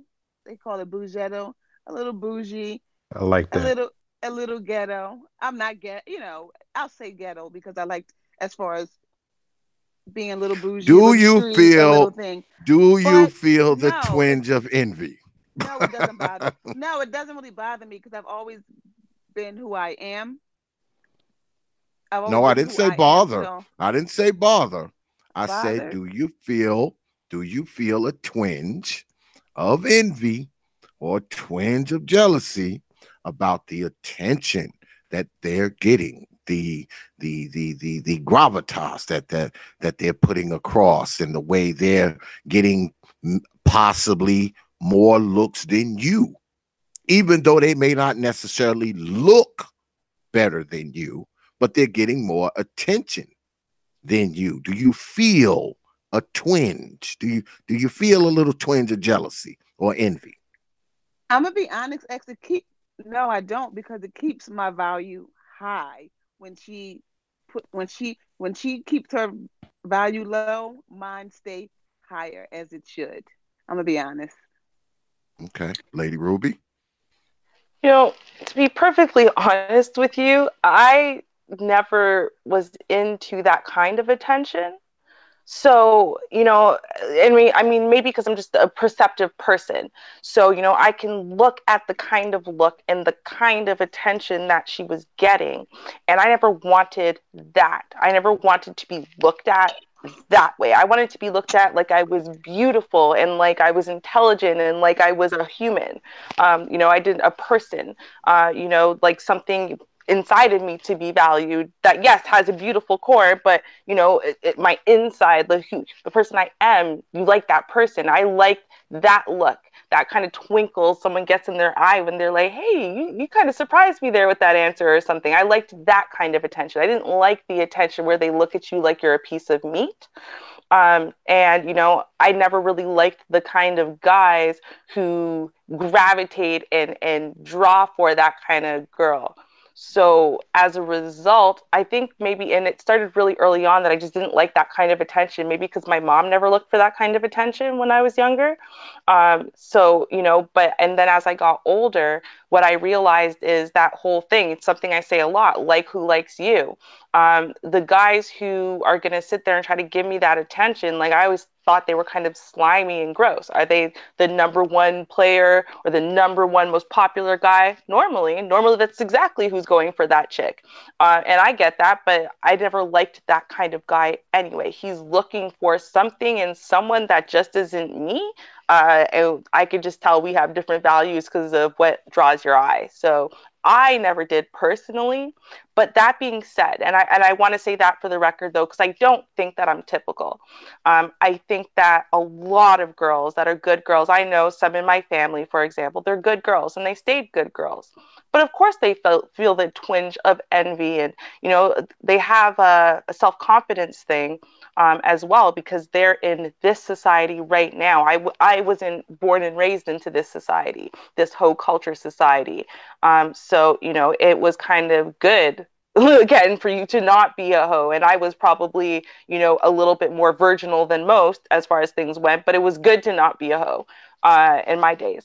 When I look at some of my little cousins and stuff, and or little kids and growing up in the church and stuff, and they suffer a lot of self-confidence issues. They feel down about themselves because they're not really processing it all. They just know they don't got boobs yet, or they don't got hips yet, or they're not pretty, they're not special. They desperately want that kind of attention. They want a man to look at them and notice them, and they're not seeing a difference in the kind of look you could get between the one that's looking at who you are and the one that's looking at you because you're a piece of meat, because they don't get looked at all.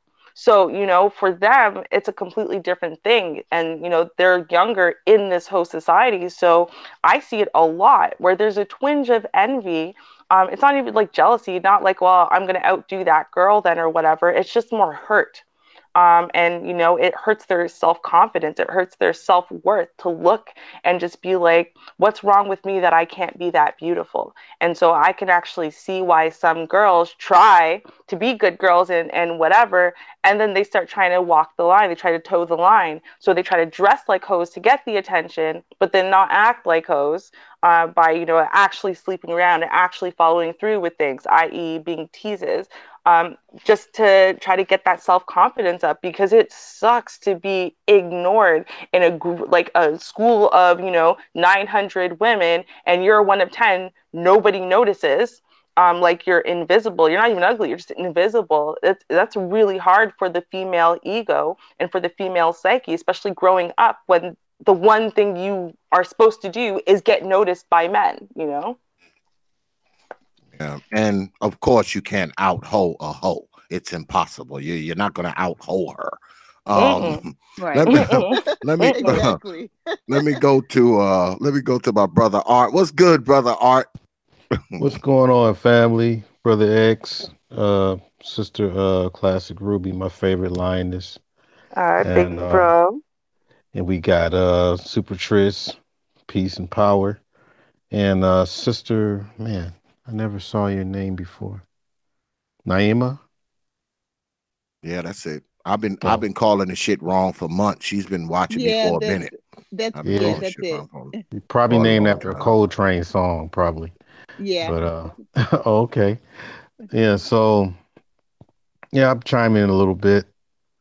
Um, the person that you're probably describing and talking about, in my opinion, from you know, um, going back in the day, those were the women that were designed to keep the family separated. Mm. And the thing is, I don't think that was her intention, but it usually turned out that way based on what she wanted to get, regardless of what was in her way. So whether it's a happy home, family, whatever, all she needed to do is match her lust with the other person's lust. And then Mm. we're looking at imagery and advertisement now. And we talked about this before. Cardi B is the number one female rapper, and she's not even considered black to most people. But still, she's the leading figure of that kind of thing, going back to Foxy Brown and Lil Kim and all that kind of stuff. So you're going from Queen Latifah to that. And, for some reason it's ruling the imagery, not just, I mean, I'm just using it for example, but there's others too. But just those kind of things, it's constantly shown to you on a regular basis. And for some reason, like most of the parents, they let the TV or the computer raise the child while the parents doing their own thing in another room. But sometimes they don't understand the power of these images. And then I was listening to how the sisters were talking about, the jealous thing, right? And I remember I was dating this real tiny lady, tiny, and she wore glasses too. I mean, I thought she was fine, but my buddy, he brought this girlfriend with cleavage way out, tight clothes, and a cowboy hat. And I know they weren't looking at the cowboy hat. And everybody, everybody was walking around being kind, and they were, how people like greet each other and all that. So they say something real quick to my girlfriend at the time, and they go right up to the lady with the bust and all that kind of stuff and talking more. And the woman I was with, she kept looking at me, and I'm like, "Why are you looking at me?" And then when we started walking away, she said, "I saw how you guys were looking at her." And I'm like, I wouldn't even look, I got the bro code, so I don't sit there and be staring at people's woman. But she still felt, I think she took that frustration out on me because basically she wanted to get that kind of attention. But at the same time, she was like this upstanding woman that works at a bank that's small, wearing the glasses and so on. So I think that sometimes I mean, I'm going from a logic standpoint. I can't really appeal to the feelings, but I would say sometimes you have to look back and understand the value that you have away from society versus the value that you would expect to blend in with, because that's the problem. Everybody wants to be Beyonce when you probably have a better value than that person because you don't even know what's going on behind the scenes. You It's know. true. Well, let me ask the brothers this, and then I'll go to the ladies. Let me because we talked about holes and hood rats and heifers and all that. What what makes a woman wife material, like housewife material? I mean, what makes, I know my big brother Art, I know he's married. He has a wife. So and I'll go to Super. I don't know if Super Triz is married or not. But I'll start with him, and then I'll go to Art, and then I'll shoot it back to the ladies. Go ahead, brother Super Triz. Well, let me say first of all, respect to Art New Style. No, I'm not Respect. married. I have been in long-term relationships, but I've never been married. No children either. Um, One of my prerequisites for being wife material is first and foremost, I don't want to be with a woman who has children already. I've been in relationships or tried to pursue relationships with women with children, and it's like it's either the issue comes from the woman herself, from the children, or from the children's father. There's always an issue there, no matter what. And I think it is better to start with a clean slate. Um, but that's one of my prerequisites. Number two, I just need compliance. They have to understand that you know part of the reason why you should be attracted to me is because of my ambition and my actual trajectory. And I don't need a woman to try to readjust my trajectory. I already have my trajectory in mind. You come along for the ride, or politely step off at the next stop. So it's going to be my agenda. If things are done my way, input is greatly appreciated, but the final decision is ultimately up to me. And as long as a woman can respect that, I think that is a good place to start. I mean, obviously, you want a woman who is somewhat attractive, but the main thing I need from a woman is, there has to be an understanding of our particular roles in a relationship. Me being the man in a relationship, I'm taking the helm, you know. And so I think that that eliminates a lot of women from the running right off the top. You know, just those simple things right there. Um, so I'll pass after that. Well, let me ask you this before you mute. Do you find yourself encountering, not ones that you trying to, holler at, but just in your daily travels, when you're working and traveling and shit like that, do you find yourself encountering those type of women, the ones that you described? Absolutely. Okay.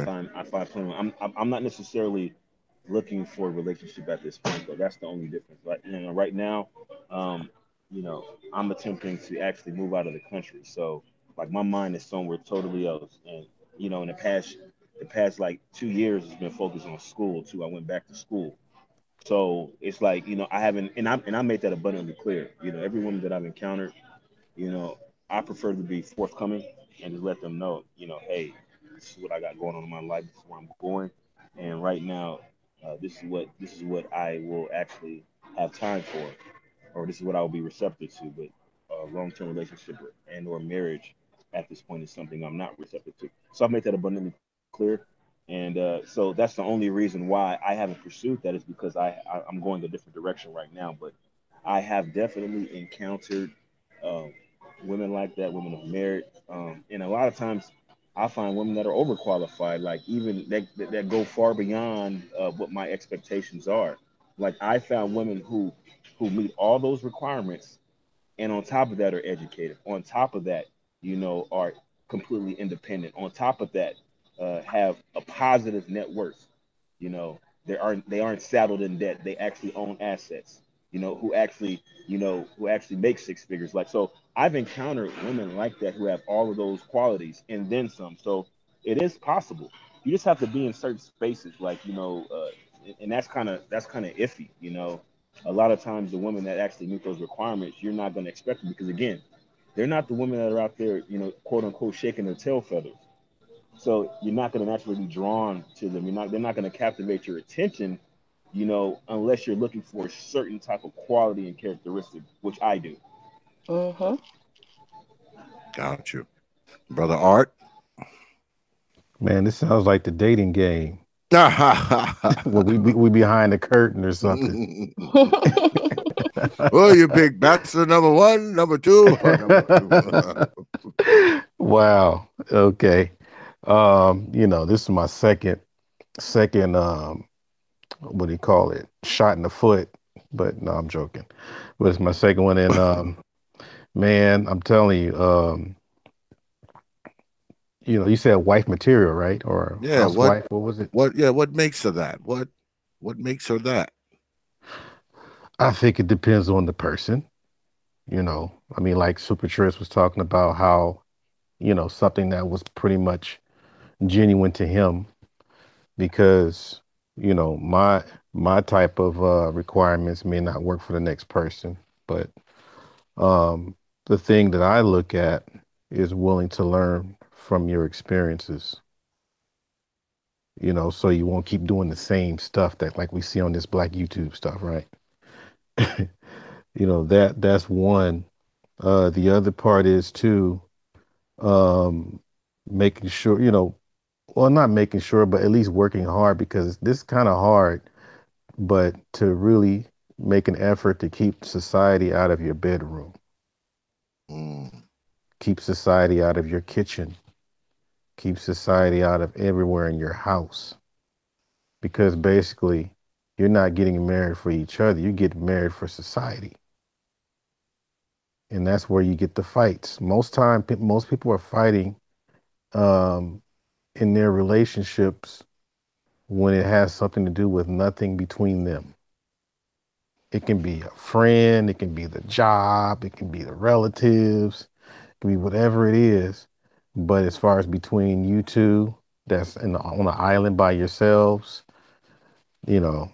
So, of course, peaceful nature. I mean, a lot of stuff that Super Trish said, cooperative. I would say, put it this way, I just a little deep.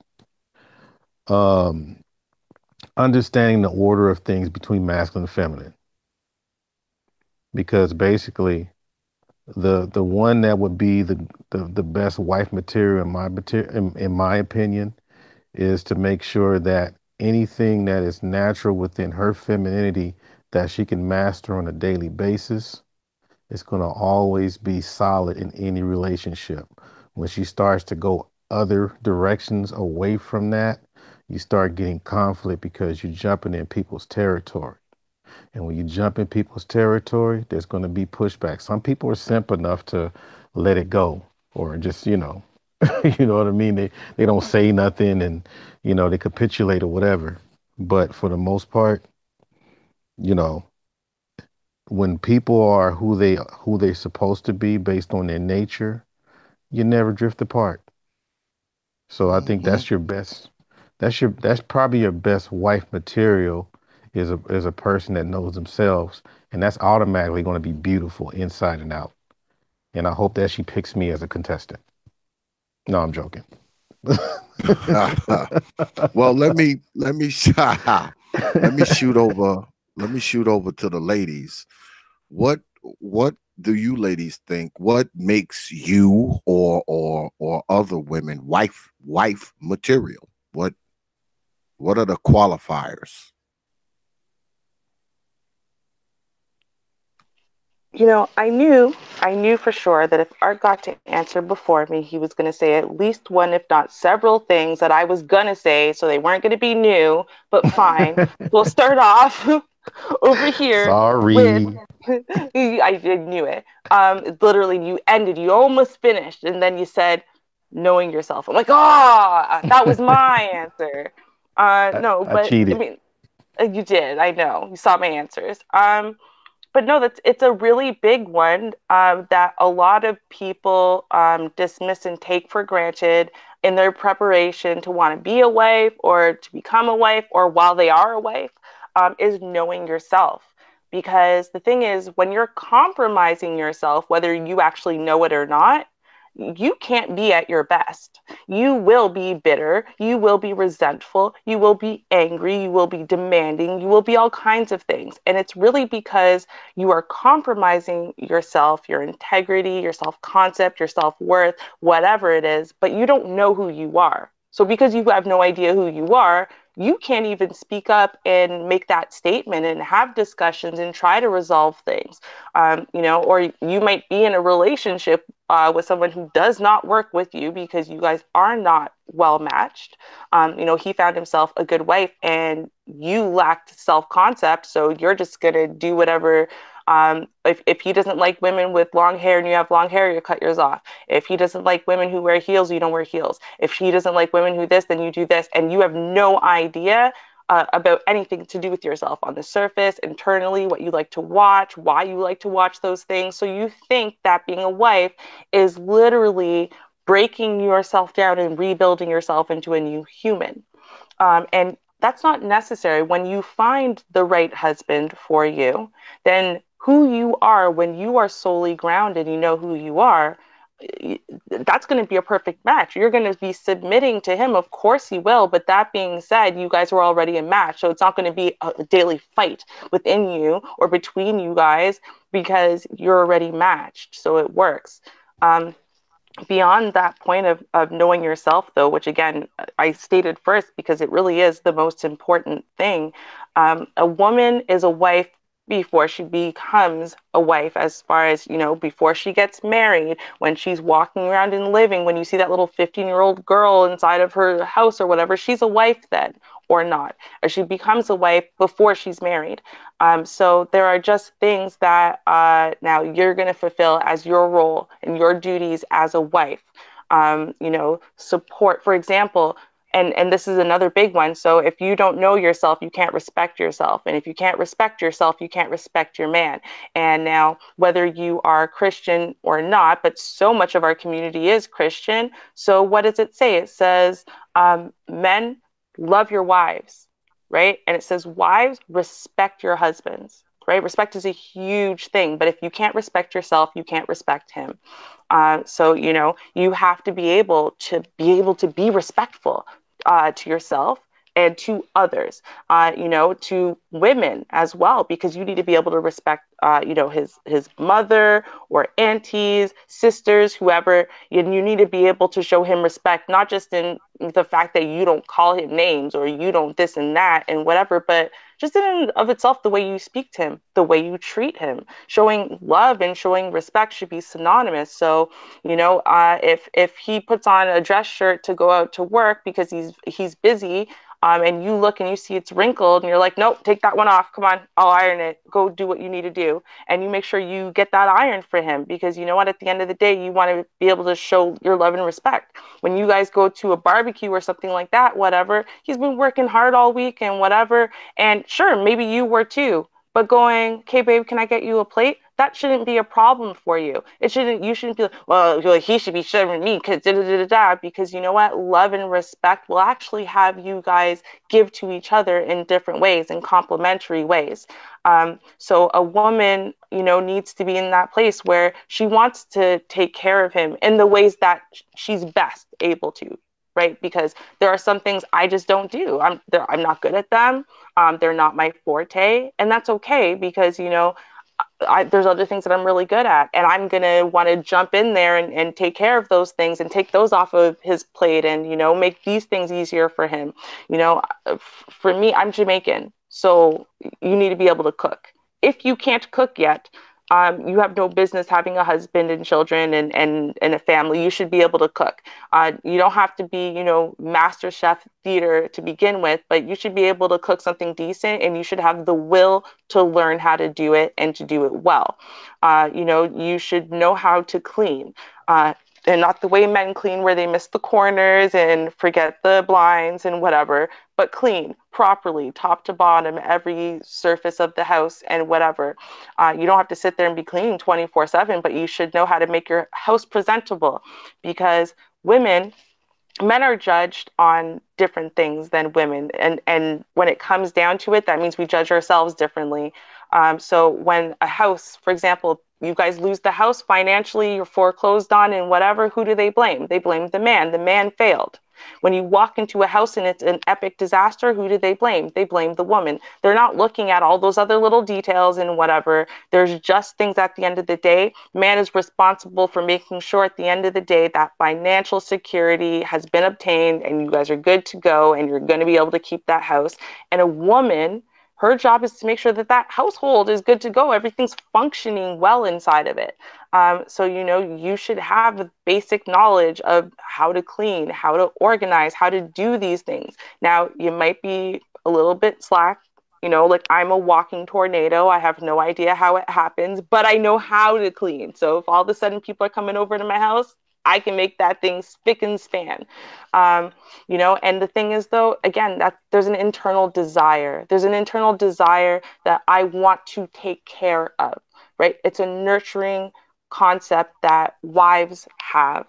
And if you don't have that nurturing concept, again, your nurturing might look different than someone else's nurturing, but if you don't have that within you to want to take care of, to want to make happy, to want to soothe and console, you don't have that. You haven't gotten to that place yet where you know yourself, where you have healed yourself, and you're ready to move forward in life. So those would be like the big things for me as far as being a wife. Lady Naima. Yes.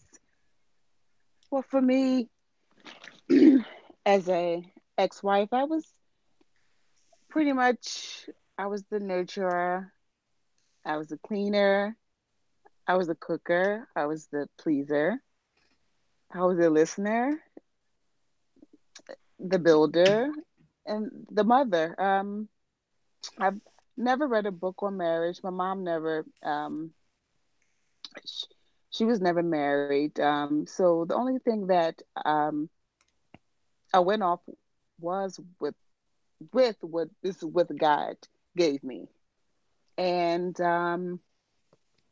yeah, things unfortunately, didn't work out. Um, so I'll say that as a woman, yeah, we do have these qualities, and as a wife, you try to be the best wife that you can to your mate, and aspects that you can fulfill, and um and to grow from there to be pretty much two peas in a pod. But that's all pretty much I have to give on that. I'm about to go to bed. You guys said it all. Um, so I don't really have to add anything to that. You guys are very insightful, good information, and I bid you guys adieu. I'm going to bed.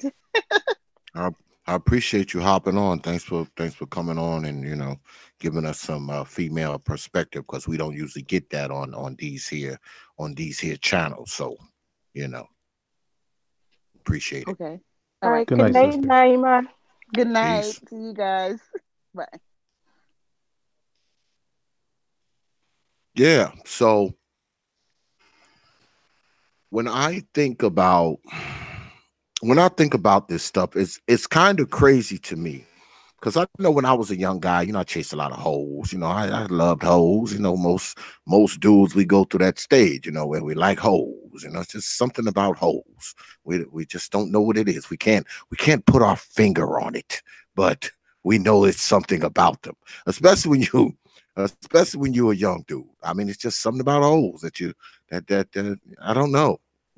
But as you get older, as a brother, you kind of get away from that. You're looking for more. You like a woman to have more than the ability to shake her ass. You like a woman who has more than the ability to dress really, really risque and have all her showing you all her wares. I mean, it's good to look at, but it has to be more to her than that, especially if you're going to take this woman on, give her your last name, y'all try to build a life together, build a family together. She need to be showing you more than her ass and her titties. Yeah, she need to be showing you more than that. I mean, if that's all she's bringing to the table, more than likely she's sitting at the wrong table. She has to go to where that's accepted, and that's what they're looking for. But oftentimes what happens is brothers mess around and get themselves hemmed up with one of these hoes or one of these hood rats, and they actually believe that they can actually wife her. They actually think they could take a hoe or a hood rat and make her into a housewife. And we all know that shit's impossible. It just is. Now, the hood rat is different. The hood, like I said earlier, the hood rat, you might can kind of fix her. You might can, if you get her out of the hood, get her away from her old black ass mama and all them other old hoes and her family, and take her somewhere. Because, see, a hood rat could evolve into a hoe now. She could mess around and evolve into a hoe if she has the wrong influences. But I'm a true believer, like I said earlier tonight, most hood rats are not the quote unquote hoes that we think of. So there may be some salvaging to them if they do the proper things to allow themselves to be salvaged, even if it's self-salvaging, which is hard to do up in the hood, because you already a hood rat, and now you're hanging out with a bunch of hoes. It's just a matter of time before you evolve into a hood hoe. It's just a matter of time. So she kind of has to come out of that, before she could possibly make herself someone's wife. And what I think happens is brothers get caught up with these women, thinking that they can actually wipe these women, and I don't know. I guess they think they got these magic powers where they can take this woman and make her forget all this other shit she was doing before you got her, and now she's going to become this loyal, monogamous, straight shooter type chick that's only gonna let you see her damn pussy. No, that's usually not the case. It's just usually not the case. Trust me, it's not. What I think brothers need to do, and we've talked about this on many other platforms, is brothers need to start vetting women better. Okay. And when I say vetting, I'm not just talking about vetting the women that you're going to spend some time with, vetting the women that you just want to just screw. Because don't get me wrong, brothers are gonna go out there and they're gonna knock boots and they ain't gonna wife up most of the chicks that they knock boots with. But even the women that you find yourself sleeping with, you probably should, vet them a little better too. I don't think you should be out there banging the hoes and banging the hood rats. I don't think you should even be doing that because see, those chicks are irresponsible.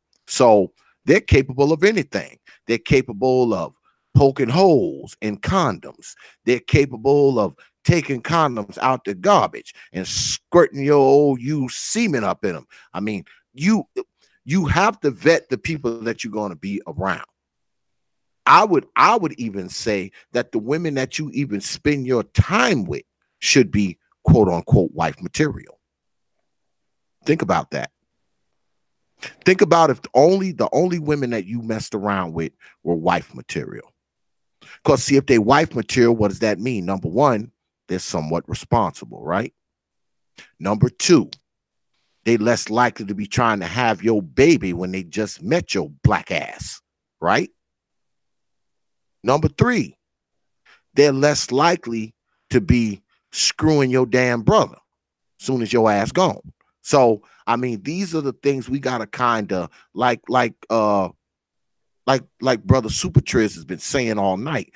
We gotta kind of vet the shit we do, you know, because see, a lot of the things that these women do, man, we have a tendency, if ever so slightly, we have a tendency to make some of this shit possible by the shit we be doing because all we want to do is get our damn penis inside of something.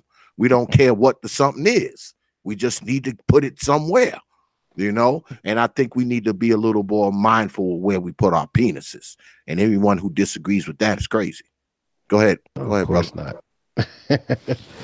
Yeah, you have to look at some of the history between what Mae West and Marilyn Monroe. They were celebrated. They were putting. I mean, they were they were thrown in our face, and the black community, they had their own issues, but still, those images were lurking. So for some reason, we're able to be a part of society that we thought that was, the grass being green on the other side, but it's green all right, but it's a different type of green. So, um, I just think that, we have to break that spell. And also that image, I think Sister Ruby put it in the chat, and she was talking about culture. That was one of the main things that I really felt that helped me make my decision the second time around. Because when you have a culture, you have a sense of a structure. And, when you have a structure, every time something goes wrong, you know how to analyze and go back to what works.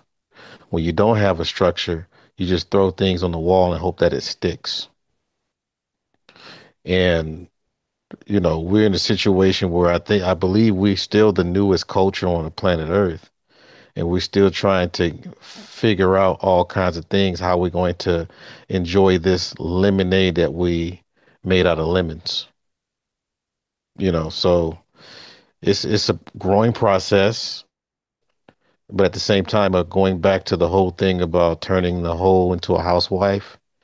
I mean, there's different institutions that pretty much pulled it off, but the thing is, you don't find. I mean, you do find some of these like religious ladies talk about, oh, I used to do this, but now I found Jesus, and all that kind of stuff. But if they weren't in their right mind, then obviously it's a misappropriation of energies. So if you could just imagine having your energies put where they're supposed to be, that's when you start understanding that, okay, well, This person's a new person. You know, you got your MGTs in the Nation of Islam, you got your Moorish Science Temple sisters, you got your Hebrew Israelite sisters. I mean, you got all kinds of different things. Again, you got to have some kind of structure, because just by you getting off the street and closing your legs, that's just not going to do it. You got to put in some work. Yeah, You know. because it's just a matter of time before you gap them back open again. I mean, it's just a matter of time, especially if you straight hoe with hoe in your blood. I mean, it's just a matter of time. You're only gonna keep that funk box closed for business for about 20 days before you're right back at it. Yeah, it's that structure, man. If you gotta have that structure, and I learned this stuff from my mom too. You know, I mean, that's the thing. Sometimes our aunts and our mothers and grandparents, they give you a little game about women too. You know, they tell you about what to trust and what not to trust, and what to look for, and what you don't want, what kind of woman you don't want in your bed. We have these. Some of us have these conversations with our elderly women. You know, Mhm. and and I don't think they're being graphic, but basically they're speaking from experience. You know, so you Mhm. hearing the brothers, that's spitting game or whatever, and then you got the older women that's telling you stuff to make sure that you don't go in the wrong direction that they don't want to see you going to. So you got the sisters there, obviously the ones that are whole. Well, I take that back. I was going to say the ones that are hoes didn't listen to right information, right advice, but that probably was the advice to be a hoe. You never know their circumstance, so I can't say that. Yeah, because see, Mhm. I mean, if you a young girl, right? You a girl, say you 12, 13 years old, and your mama's old hoe, your older sister's a hoe, she always have you around a bunch of old hoes, your aunts is hoes. What are you basically learning? You're learning whoredom. That's what you're learning. Mhm. So Mhm. Mhm. and children have a tendency to live what they learn. So if she's learning whoredom, it's just a matter of time before she starts living whoredom. I mean, it's different if she's got women around her saying, hey, look, don't be laying down with every dude, don't be on your back for every dude. That kind of helps because I don't think these whole bag chicks, they are created in a vacuum. I think I think for a number of reasons they become the way they become. It may have a lot to do with their childhood, the abuse that they have, the lack of a father, the watching of their mama track men in and out of the house. There's probably 55 different reasons why she became, this old hoe bag chick. There's probably so many different things going on in her head that keeps her from, just being a normal woman who kind of minds her cooch, but because there's nothing worse than a woman who can't mind her cooch, man, you know, especially if she can't mind her cooch and she ain't making no damn money off of it. I ain't mad at you if you're out there, you're making some money off of that thing, but if you just running around giving it away, I mean, not only are you a hoe, you a stupid hoe, okay? X, You know what X, you though? would not believe it. Real quickly, and some of you guys probably heard of this, and I found this out probably back in the '90s because I have relatives in this political game. Would you believe the biggest holes are in politics? You know Yeah. why, don't you? You know In why, don't you? politics. They Oh looking to yeah, gain. that's They looking to gain some power. I'm not it's mad money at and them. power. I'm not mad at them. Yeah, If you slanging it, and it's getting you somewhere, I cannot be mad at you. I just and cannot. they land a powerful husband, and they land a powerful Yeah, husband. if you get all that at the end of that Shit. rainbow, you done laid up and you done licked all kind of balls and spread them wide for a bunch of dudes, and and I and you know. and you look up and you done grabbed you a husband and you living in the mini mansion. You got you a couple of BMWs. Exactly. I am not mad at you, girl. I'm not mad at you. It's Exactly. the ones who are just giving it away that I don't understand. God They damn wipe that You semen in know, the hair and all that. No, go well, ahead. see, I Go ahead, understand Ruby. it Go though. ahead, It makes Lady Ray perfect Ruby. sense to me. So here's the thing, right? Is again, so if you are born and raised, first of all, into poverty, into the cycle of whoredom where, I mean, even if your mom's not like being a whore, like it's just she always has a new boyfriend every year or two, you're going to change, whatever. There's never any stability, whatever. And then, yeah, there might be some abuse or whatever. And then, now boys tell you you're pretty and you want love. And this is how you think you get love, right? This is how you think you feel love. So even if it's for an hour at a time, that's hopefully if you're lucky, at least you get an hour, but at least it's, for an hour at a time, 15 minutes at a time, that's the only way you know how to experience real love. Your mom never gave you unconditional love. You didn't really know your dad to give you unconditional love. You don't know what healthy male love even feels like, so you're searching for it. That's very different than being born and raised in a cycle of poverty, because there are girls who are born and raised in cycles of poverty, but there's other things that they don't experience. And so when they go into hoeing, per se, they start stripping, or they go into porn, or, whatever, even, escorting. They do these things, but they have goals in mind. Now, most of the women that I have met, I mean, I've met some who are doing otherwise, but most of the women that I have met who have a goal and are building towards something and actually do it and whatever are white women. And what they do is, they have a 5-year plan. And apparently it's very hard to get out after the 5-year plan. But the point is, for that 5 years, they actually are saving money, because, you're making 10 grand a week sometimes. Where the hell does that money go? It's going to partying, into drinking, into whatever, because you hate yourself for what you're doing, because you haven't healed all of your internal bullshit. But if what you're doing basically is just saying, hey, listen, I'm poor, I can't afford a whole bunch of different things in life, but what I do have is something that can make me money really quickly and easily, and I'm going to go use that. And so that's what you do. And you very intelligently go and apply that money. You save it, you buy a house, you buy a car, you lots of money in the bank. Maybe you had a kid young, and that kid now has a trust fund and never gets to see or live the life you ever lived, because that was your point. Your point was, I don't want my kid to ever have to do this, so I'm going to do it, and I'm going to do the hell out of it. So my kid, long before she even hits grade school, she's going to be living in a damn near mansion sized house, and the car and the this and that. And I'm not going to show up to her school dressed like a whore. I'm going to show up to her school just like a responsible mother, and so on and so forth, right? So it's all about the choices that you make. In and of itself, like for me, I could never have done it. I couldn't even have stripped, and I was actually offered to do it, because I used to go to strip clubs, and I would judge the amateur nights and stuff, and they would offer for me to dance at some of these clubs and pay me decent money for me to just go on stage, didn't have to dance on anyone, just do it on stage. I couldn't do it. But see, now my upbringing wouldn't have allowed me to do it. My parents were teen parents. I was an oopsie. But, my mom was like, good kid, valedictorian, generally kept her legs closed. Like she, didn't just hand it out to the world, dressed classy, was teaching me how to dress like a classy lady when I was 4 or 5. She dressed me like her, but smaller. And it was actually appropriate because she didn't dress like a whore.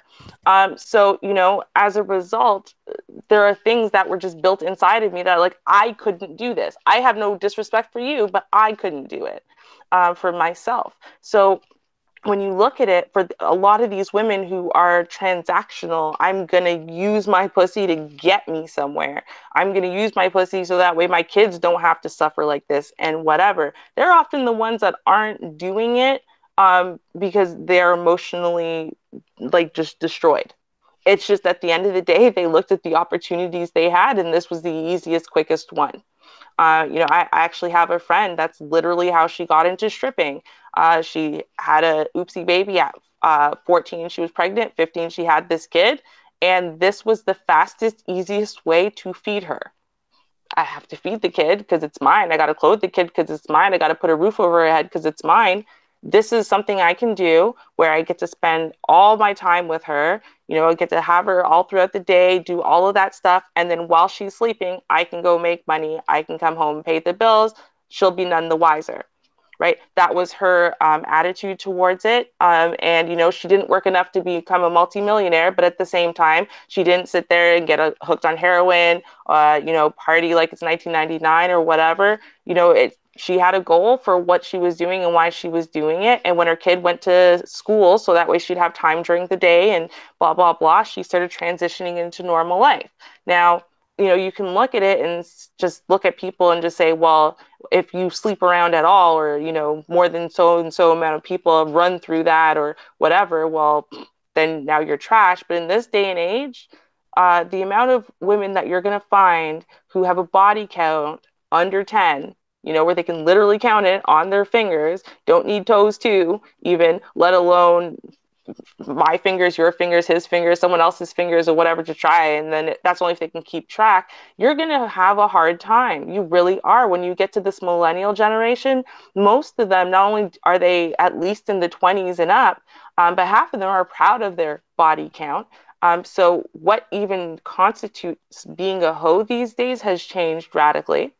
So, you're going to have a hard time finding that virginal chick, really hard time finding that virginal chick that has all the qualities that you're looking for, that actually you and her are a good match. Because that's the thing. You can't just marry someone because they've only slept with 2 people, or they're virgin and they cook and they clean and they're not disrespectful. Like, that's not enough. You do have to have some type of chemistry between the 2 of you. You have to have some type of like between the 2 of you. And at the end of the day, her internal woman needs to want to submit to your internal man without a power struggle, without a fight, without a rolling eyes. It needs to happen, right? So, there's a lot of other factors that are going to come into play. So, you can't just say dismiss every woman who doesn't, have a low body count. So I think it's harder for men these days to be able to really look at whatever the hell woman and define, is she a hoe or not? I think that's how so many hoes are getting rings and, getting wifed up and whatever, because how can you tell which one's a hoe these days and which one's just part of the millennial generation and which one's just part of the sexual freedom revolution, where she's not a hoe, but, she's had a lot of boyfriends. She dates a new guy every year from the time she's 15 to the time she's 25. And then, of course, there were some breaks where there were shorter relationships and suddenly she's at 22 guys because, it was only a 3-month relationship or a 6-month relationship. Well, this relationship only lasted, 6 weeks, but, it was really intense chemistry between them. So she's never had casual sex. She never had been that chick, you bring home from the bar, but her number's still in the 20s or the 30s or the 40s. And when she explains it to you, she literally can list off every single one of them. And she waited more than 3 dates, but she still slept with every guy she dated, because that's what's normal these days. It is normal. It's not, how many men can you find right now on this panel or elsewhere that would say, yeah, listen, I would date a woman for 6 months to a year without sleeping with her? Like, when I would say, which is true, that, I've gone, and I normally was somewhere around the 4 to 6 month mark of dating someone before I'd sleep with them. Everyone's like, oh, that's crazy. Yeah, right. Either they didn't believe me, or they're just like, well, I don't know what kind of so-and-so guy you found, but I'm not waiting that long. Okay, so, if you're like, well, I wouldn't wait more than 3 weeks and she could be the woman of my dreams and a decent woman. Well, okay, did you calculate, though, that if every guy is like you and every woman out there is saying, hey, listen, I'd like to date someone, and no guy will date me if I don't sleep with him sometime in the first couple months, because now he thinks it's a power play, or he thinks it's this, or he thinks it's that. The point is, he's not willing to wait that long. And so you're in this culture where men also expect sex relatively quickly. If you think about it, a few months is not that long. Then what do? You're going to get women who are way up there in body count because it's normal for people to have sex after a few weeks. And a few weeks is actually kind of long. 90 days is a restriction women are starting to put on themselves when they want to slow down things. And men are going, 90 days is ridiculous. I don't see why that limitation has to be there. So, you know what I mean? Like, you think about it, it's like, what defines a hoe these days? It can't be body count. So it's like, oh, is it the way she dresses? Can't be the way she dresses. Everyone dresses the same, I don't think men would really care about her body count as long as long as that funk box down there got some elasticity to it. I don't. I, I I think body count matters, when it's like I said, throwing that pool stick down a subway tunnel when you got that effect. Long as that thing got some elasticity to it. I mean, if you and the woman y'all get along and y'all got a quote unquote relationship and y'all get along good, that thing fit around your penis the way it's supposed to. I don't think you're too concerned with her body count. I mean, I don't think most brothers are. I think brothers are concerned with body counts when um when the body count becomes apparent. Uh she got other dudes hanging around and other dudes is calling her, and she got 9 kids because that makes her body count ever so evident. Mhm. I think brothers worry more about the body count then. I mean, if she ain't got 9 babies and dudes ain't hanging all around and calling her phone, and she's sneaking out and talking to dudes and shit like that. As long as that thing grip your stick the way it's supposed to, I don't think brothers too concerned with the body count. I really don't. But Mm. You let know me what go to though?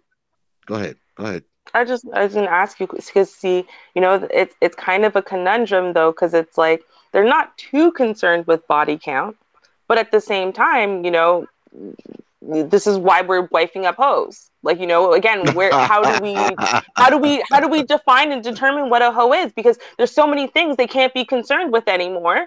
So then how do you know that that one's a hoe versus just being, just a well, regular average dick these days? that's the There's thing. usage though. You There's usage. Yeah, yeah, Yeah, it's the there's. that's the thing. You have to either consider all women to be good women or all women to be hoes. So if if you're lucky, you're somewhere in the middle. Um, Most of us brothers, I know I do. I believe that most women have went through a quote unquote whole stage at some point in their life. So I feel like most women all have some type of whole, they got some type of whole shit in their closet somewhere. It's just a question of how much whole shit in their closet do they have when you quote unquote get serious with them. How much whole shit do they got in their closet? How many Mm, how many whole skeletons do they got buried in the basement? That's basically where you at. Because okay. it ain't that often. Some brothers get lucky and they marry a virgin, but most of us don't. I mean, when I married my wife, she wasn't no damn virgin. You know, she wasn't no Mhm. virgin. So most of us we don't get the virgins. We don't get lucky like that. We ain't lucky like my man Supreme King Coon.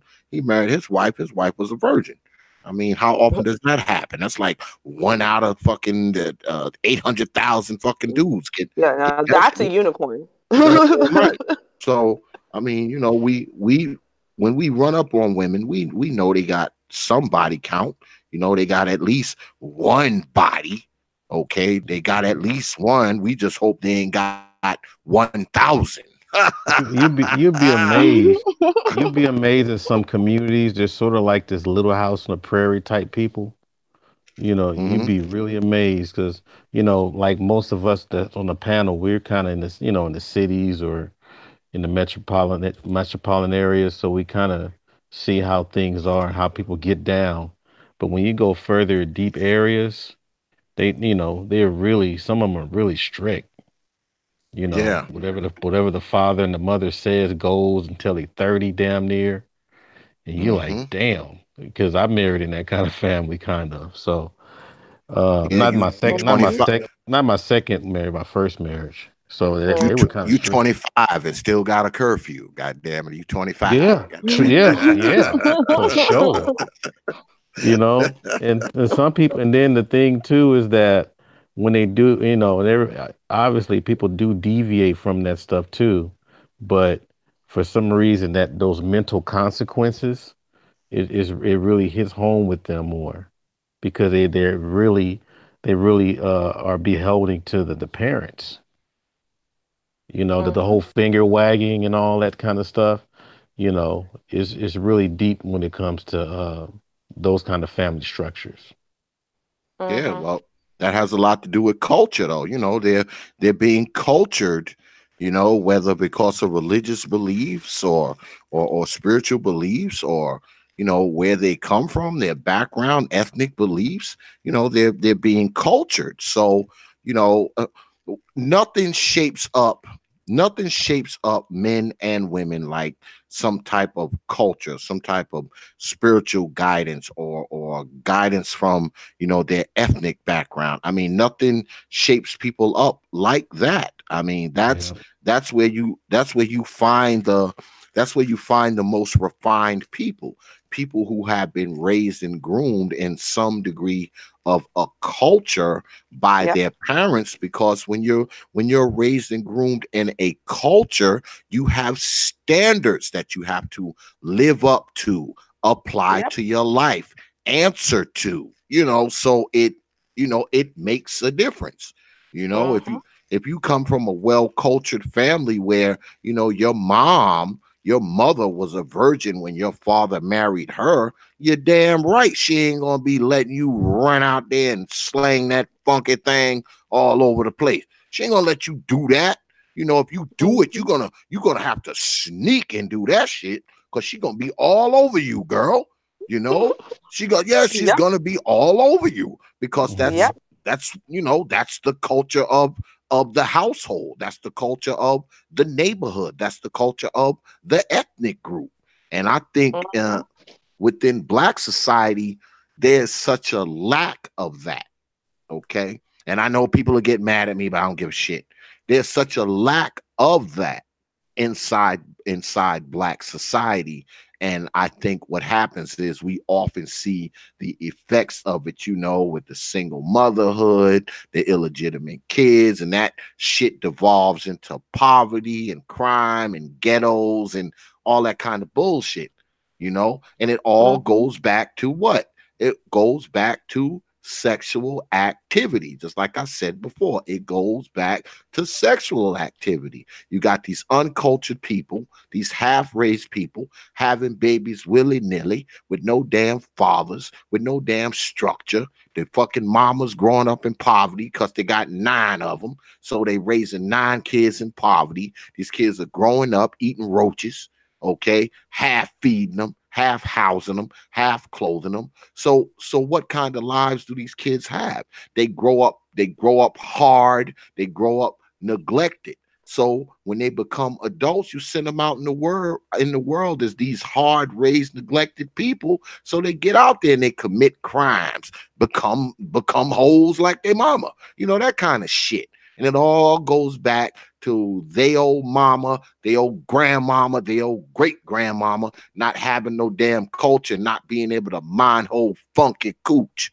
Um, we we Yep.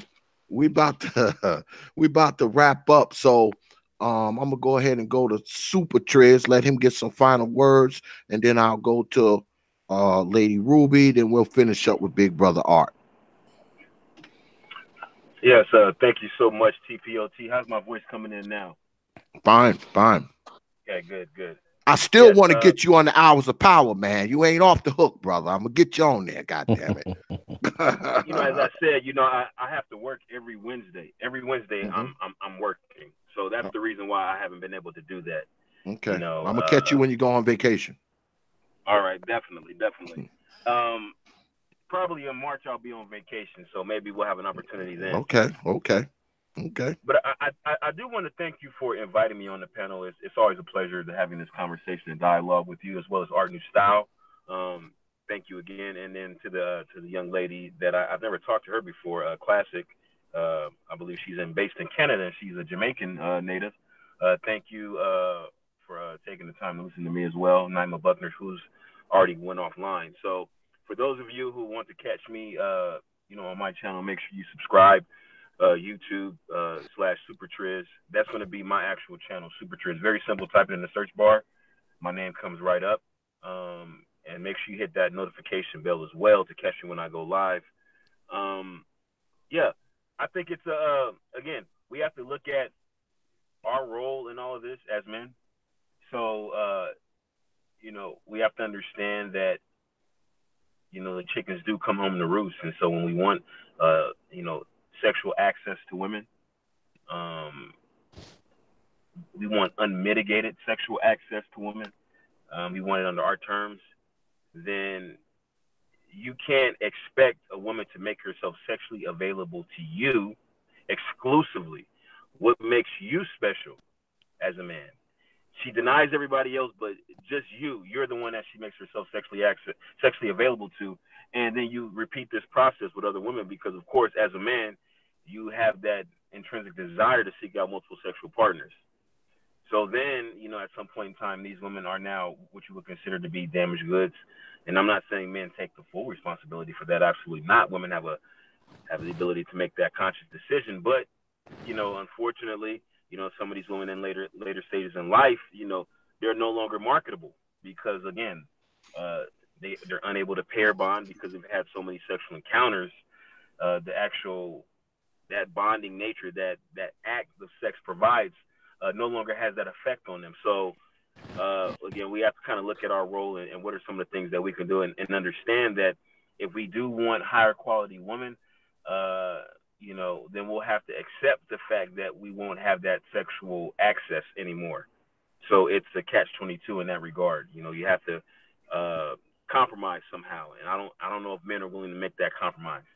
And also, I just want to say, it sounds harsh when we talk about women who are sexually promiscuous, and I know that it can take an emotional toll to consistently hear this on a day-to-day basis, in and out every channel you go.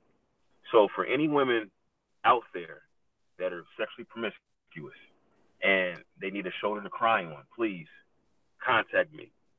_SuperTriz on Instagram. You can DM me. Lord Jesus. If you need somebody to talk to, all the women who are sexually promiscuous. You're too much. Just the price of a donut and a cup of coffee. And he will only accept your correspondences for research purposes. That is that all. number on the bottom of the screen. Maybe for a friend. Okay. Make sure when you contact me, you have full-length photos, and then you can DM and set up a prayer session. Yeah. Because there is power in prayer. And over Skype, of course, right? Video. Mm-hmm. Video, Skype, I do have FaceTime, and we can definitely set something up. And if you need some healing hands laid on you, I could do that as well. Thank you, TPOT. Absolutely. You're hilarious. Don't forget the holy water. SuperTriz is wild. Go ahead. Any final thoughts, Lady Ruby? You know what? Yes, because I was thinking about it, and since I do come from a different culture, and I mentioned it a lot. Like, well, culturally though, I'm different. Even in the most ratchet or ghetto of neighborhoods that you can get to or that you find, there's a lot of the dysfunction that we have our own dysfunction, don't get me wrong. And some of the dysfunction is the same, but some of it is radically different. And I think what it comes down to is a baseline level of respect. This, fatherless homes thing, and all of that existed. I mean, in Jamaica, I believe at one point, if you weren't married to the father on the birth certificate for your child, it says father unknown. Even if the father was there and you guys are together and whatever, it's father unknown. That's it. So, I mean, the fatherless thing was happening in the West Indies. But yet a lot of this dysfunction that comes from having, separated parents or, multiple fathers with multiple children by multiple fathers and whatever, that dysfunction and the effects didn't happen. And so, when I look at it, it only happens once you're about second generation here, even. When I look at it, what I think it comes down to is respect. It comes down to respect. There's a basic lack of respect in North America for each other, within your gender, as in female to female or male to male. And there's a basic lack of respect from male to female and from female to male. There just is. And that, I think, is a huge problem. So what happens is, in these relationships you see here, what you don't see, like a little boy or a little girl wanting to say some rude stuff about the father that's not around or whatever, you'll get slapped in his face. Don't talk about your father that way. You want to disrespect a woman or disrespect a man, you will get your ass beat. They don't care about the law. Don't talk to elders that way. That still has translated on. And so you are reared in a certain way from very early on, that you have to respect your elders. You have to respect people. And so you are kind of born and raised into the idea and the concept that it's okay to have a hierarchy, and that you have to at least show basic respect to your elders. And an elder is someone who's 5 years older than you, even. That's an elder. Your peers are the people who are as old as you, and someone who's 5-10 years younger than you has to treat you like an elder. And if they don't, you're allowed to respond accordingly. So I really think that structure that's in place, that basic respect that's in place, and that can't be violated no matter what, it kind of helps fill in the gaps. So when daddy's not around because he was killed, or because, I don't know, he's out there doing drugs, or because he's in jail, or because he went back to Jamaica, whatever it is, when daddy's not around, you still have the rest of the family stepping in and doing those corrections and putting you in your place. And you got to learn how to bite your tongue, and you got to learn how to be okay, and emotional management, because I dare you to show in your face that you're irritated by what's being said to you. You have to learn those things. And so now it comes down to, well, your grandma didn't learn it, your mom didn't learn it, you didn't learn it, no one in your family learned it. Well, how do you pass it on to the younger generation? I think a good kind of solution that I kind of hear happening is when Americans marry West Indians. Especially when American men marry West Indian women. I hear it's a really good mix, it seems like. And I think one of the things that I hear happening a lot, and actually I do hear it the opposite way though, is that you're introduced and invited into the families as well. And when you are, just some natural things happen. Like a Black American woman comes into a West Indian family, she might not be used to serving her man. She might not be used to all kinds of things, but guess what she's going to get used to doing? Because this family is not allowing you to do something else. It's not up to him to try to say something to you quietly, or so on and so forth, because someone in that family is going to make you get up and go do your job. You know what I mean? So you're just going to get that training. Same thing with the men. I think that's what it comes down to is, if we can get to the place where we are being communities, and reaching across nations to be communities, bringing each other into our homes, into our friendships, into our lives, really, then we can learn from one another. You know what I mean? We can experience these other cultures, actual functional families. Even though we don't have them in our own family, we can experience other people's. We can see what works and what doesn't. We can get advice from elders that we don't have advice from, and then we can actually apply that to our own lives. So those are just my final thoughts. Also, thank you, Brother X, for having me. Always a joy and a pleasure to be here. Absolutely. Right, big bro. Always nice to see you around. Yeah, don't Super be a Triz, stranger. I will not be. Super Triz, you are hilarious. Yeah. In case right, in case anyone was interested, I did officially relaunch my channel today. So I dropped my first video. Hooray! So Oh shit. yeah, it's a little bit it's a little bit of a less serious one. I've diverted off my regular topics to talk about something else. But next week we'll be back on a regularly scheduled topics. Already got some stuff in the works. So if you want, you can check it out. YouTube.com/Classic Ruby. Check out my website, classicruby.com. And I love you, Brother X. Make sure you don't let me be a stranger. Invite me more. No, I love being on your absolutely not. panels. You already know. You already know what it is. Mm-hmm. Mm-hmm. And Ruby, I did subscribe to your channel. I do look forward to watching your video on the women's rights for research purposes. Oh, of course, for research purposes. That For woman is not research. attractive at all. You will be blinded. For Fair research warning. purposes. Yeah. The full video is a little bit later on. I do talk about some stuff first, but when you see the full video, you will be horrified. Fair warning. Yeah. Okay. Brother Art, Any final words, big bro? Yeah, I'm a weird pro black man, so I did a lot of stuff, and I'm not talking about like being a player or nothing like that, but I think, people that are listening, you have to make it. I mean, just at that point, and that it's not no finger wagging or moral talk. It's just that, you know, a lot of some people like to just give this player talk around married men, trying to give married men the game. Hmm. I'm like, dude, I've been through all that. I come home to a warm body. You still trying to get some ass, Hmm.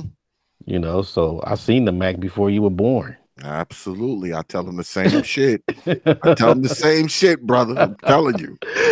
So I mean, I still listen. I'm not trying to shut people down because people want to express themselves because they feel themselves they're young. But at the end of the day, you got to be thinking about the energies that you are releasing and losing, and the energies that you're taking in that you don't need to be that you don't need in your life. And I look back and I'm like, damn, I was hella careful. I was very careful, and I had some discipline because the stories I keep hearing from people are that, man, I was effing this crazy bitch, and man, I can't believe it. And I'm hearing this over, like, repeated over and over. And I mean, this is like the old saying, like, watch who you mess with, that kind of Hmm. thing. Because basically, you're gonna always wind up having your car scratched, keyed up, or I mean, some girls might. I mean, if you watch Snap, that should teach you a lesson there. Snap. I haven't seen that in a while, but I know that should give you an understanding how crazy some of these chicks are. They'll kill you. So I'm like, you know, when you are interacting with each other, some you're taking on their energy, whether you like it or not. You're probably just by your feelings, you're listening to me saying, that's not true. I'm the same person. Really? How you know? you know, I mean, you're taking on a different type of experiences. You're probably dreaming stuff that have nothing to that have nothing to do with your life. You have to really start understanding, be selective. I'm not saying stay away from people. I'm just saying be selective on who you lay with because you carry that with you for the rest of your life. I'm really being, I mean, scientifically serious about this. And as far as these hoes and hood rats, man, like it's a lot. They have a lot of work. They have a lot of work to do. And I ended on that. Well, I'm gonna say this before we peel out. Like my brother Super Triz said tonight. I mean, men, we play a small part in some of this bullshit that's going on with these women. Because like I said earlier, a hoe can't be a hoe if it ain't a bunch of dicks lined up to get up with her. So I mean, Yeah. that is what it is. But on the other side of that, if you are a woman, especially a young woman, I'm not a woman, but I can speculate that the ultimate goal would want to be a a wife, a mother, in that order, in that order, in that goddamn order. You would want to be a wife, a mother, and eventually a matriarch of a family at some point, because you fall under the patriarch of a family. You would think that that is what a young woman would aspire to be. But with the rise of social media and these crazy, twisted, backwards, bastardized social constructs that we're bombarded with all the time, it's convincing women that they don't need to be that. They don't have to be that. So I'm not one to try to teach women how to act. I think that's something other women should be doing. So you women don't even got to listen to my black ass if you don't want to. But I'm going to say this anyway. It's up to you whether or not you are, you aspire to be, or ultimately become a hoe, a hood rat, or a housewife. That's it. So, with that, I want to thank everybody for coming out tonight. I mean, the show went a different way tonight. Like, I thought I was going to have some of the brothers on, and none of the brothers showed up. And then my big bro Art came, Super Triz came on. And I mean, the show went in a different direction, but I like it. I like what happened here tonight. It went in a direction that I didn't think it was going to go in tonight, but it was a good thing. Lady Ruby in the house. Lady Naima was here. Got some female perspective on these hoes, hood rats, and housewives. Pretty good shit tonight, y'all. So if you missed some of it, you might want to go ahead and rewind it back, because you might just learn something. But what I want you to do is this. I want you to get on down to Facebook, and I want you to go to Prophet of Thought, one word, series. Next word. Prophet of Thought series on Facebook. That's our main page. It's a community page. Go ahead, like the page, follow the page, share the page. You can even leave old X a message, and I promise to get back to you between 24 and 168 hours. So get on down there, check the main page out, like the page, follow the page. Like I said, you can always catch up with me, and you can catch up with what's going on the old TPOT YouTube channel as well. Also, while you're down there, stop by the TPOT bandwagon page. That's actually a personal page. You can actually send that page a friend's request, and I'll make sure it gets confirmed quickly. I promise. And while you're down there, because y'all know we got a lot of Facebook pages, while you down there, get on over to the Prophet of Thought series fan group page. That's right, the Prophet of Thought series fan group page on Facebook. Go ahead, request to be a member. I've been trying to get this thing to 3,000 for like the past 6 months, but for some reason I can't get it up to 3,000. I think we got like 2,800 people now. It's like only 2,800 people want to be bothered with my black ass. So go ahead, request to be a member, become one of the 3,000, and it's a fan group page. So there's a whole bunch of shit down there, a whole bunch of people down there posting. So you ain't got to listen to old X just talking. There's a bunch of people down there, they talking and posting and running their mouths too. Also, check us out on WhatsApp and Instagram. That's Prophet of Thought. Leave out the series on Instagram. Follow us on Instagram. You guaranteed to get a follow back. And here we go again. Here we go again, y'all. I need your black behinds to get on down there on Twitter. The TPOT handle is at TPOT Media on Twitter. That's at TPOT Media on Twitter. Follow us on Twitter, or I will haunt you in your dreams till summer. That's the voice I want. That's the voice I want on my animation. I will haunt you in your dreams till Tight. That's tight.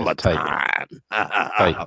So once again, I want to thank everybody for coming out. I want to thank all the folks in the chat. I want to thank all my moderators always in there doing what they got to do. And also, I want to thank you for coming out tonight, spending some time with us, watching us. And also, I want to thank my most distinguished guests for coming through tonight.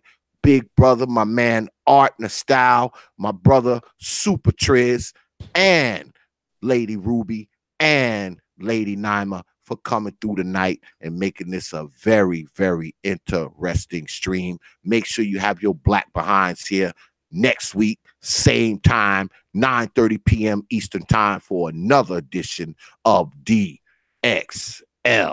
So, with that, I will leave you with 3 words, like I always do. Open your minds. And we are out of here, y'all. All right. Cheers, y'all. Peace, Super Tris. Sister Ruby, Brother Lagoon. Peace. Peace. I'm out.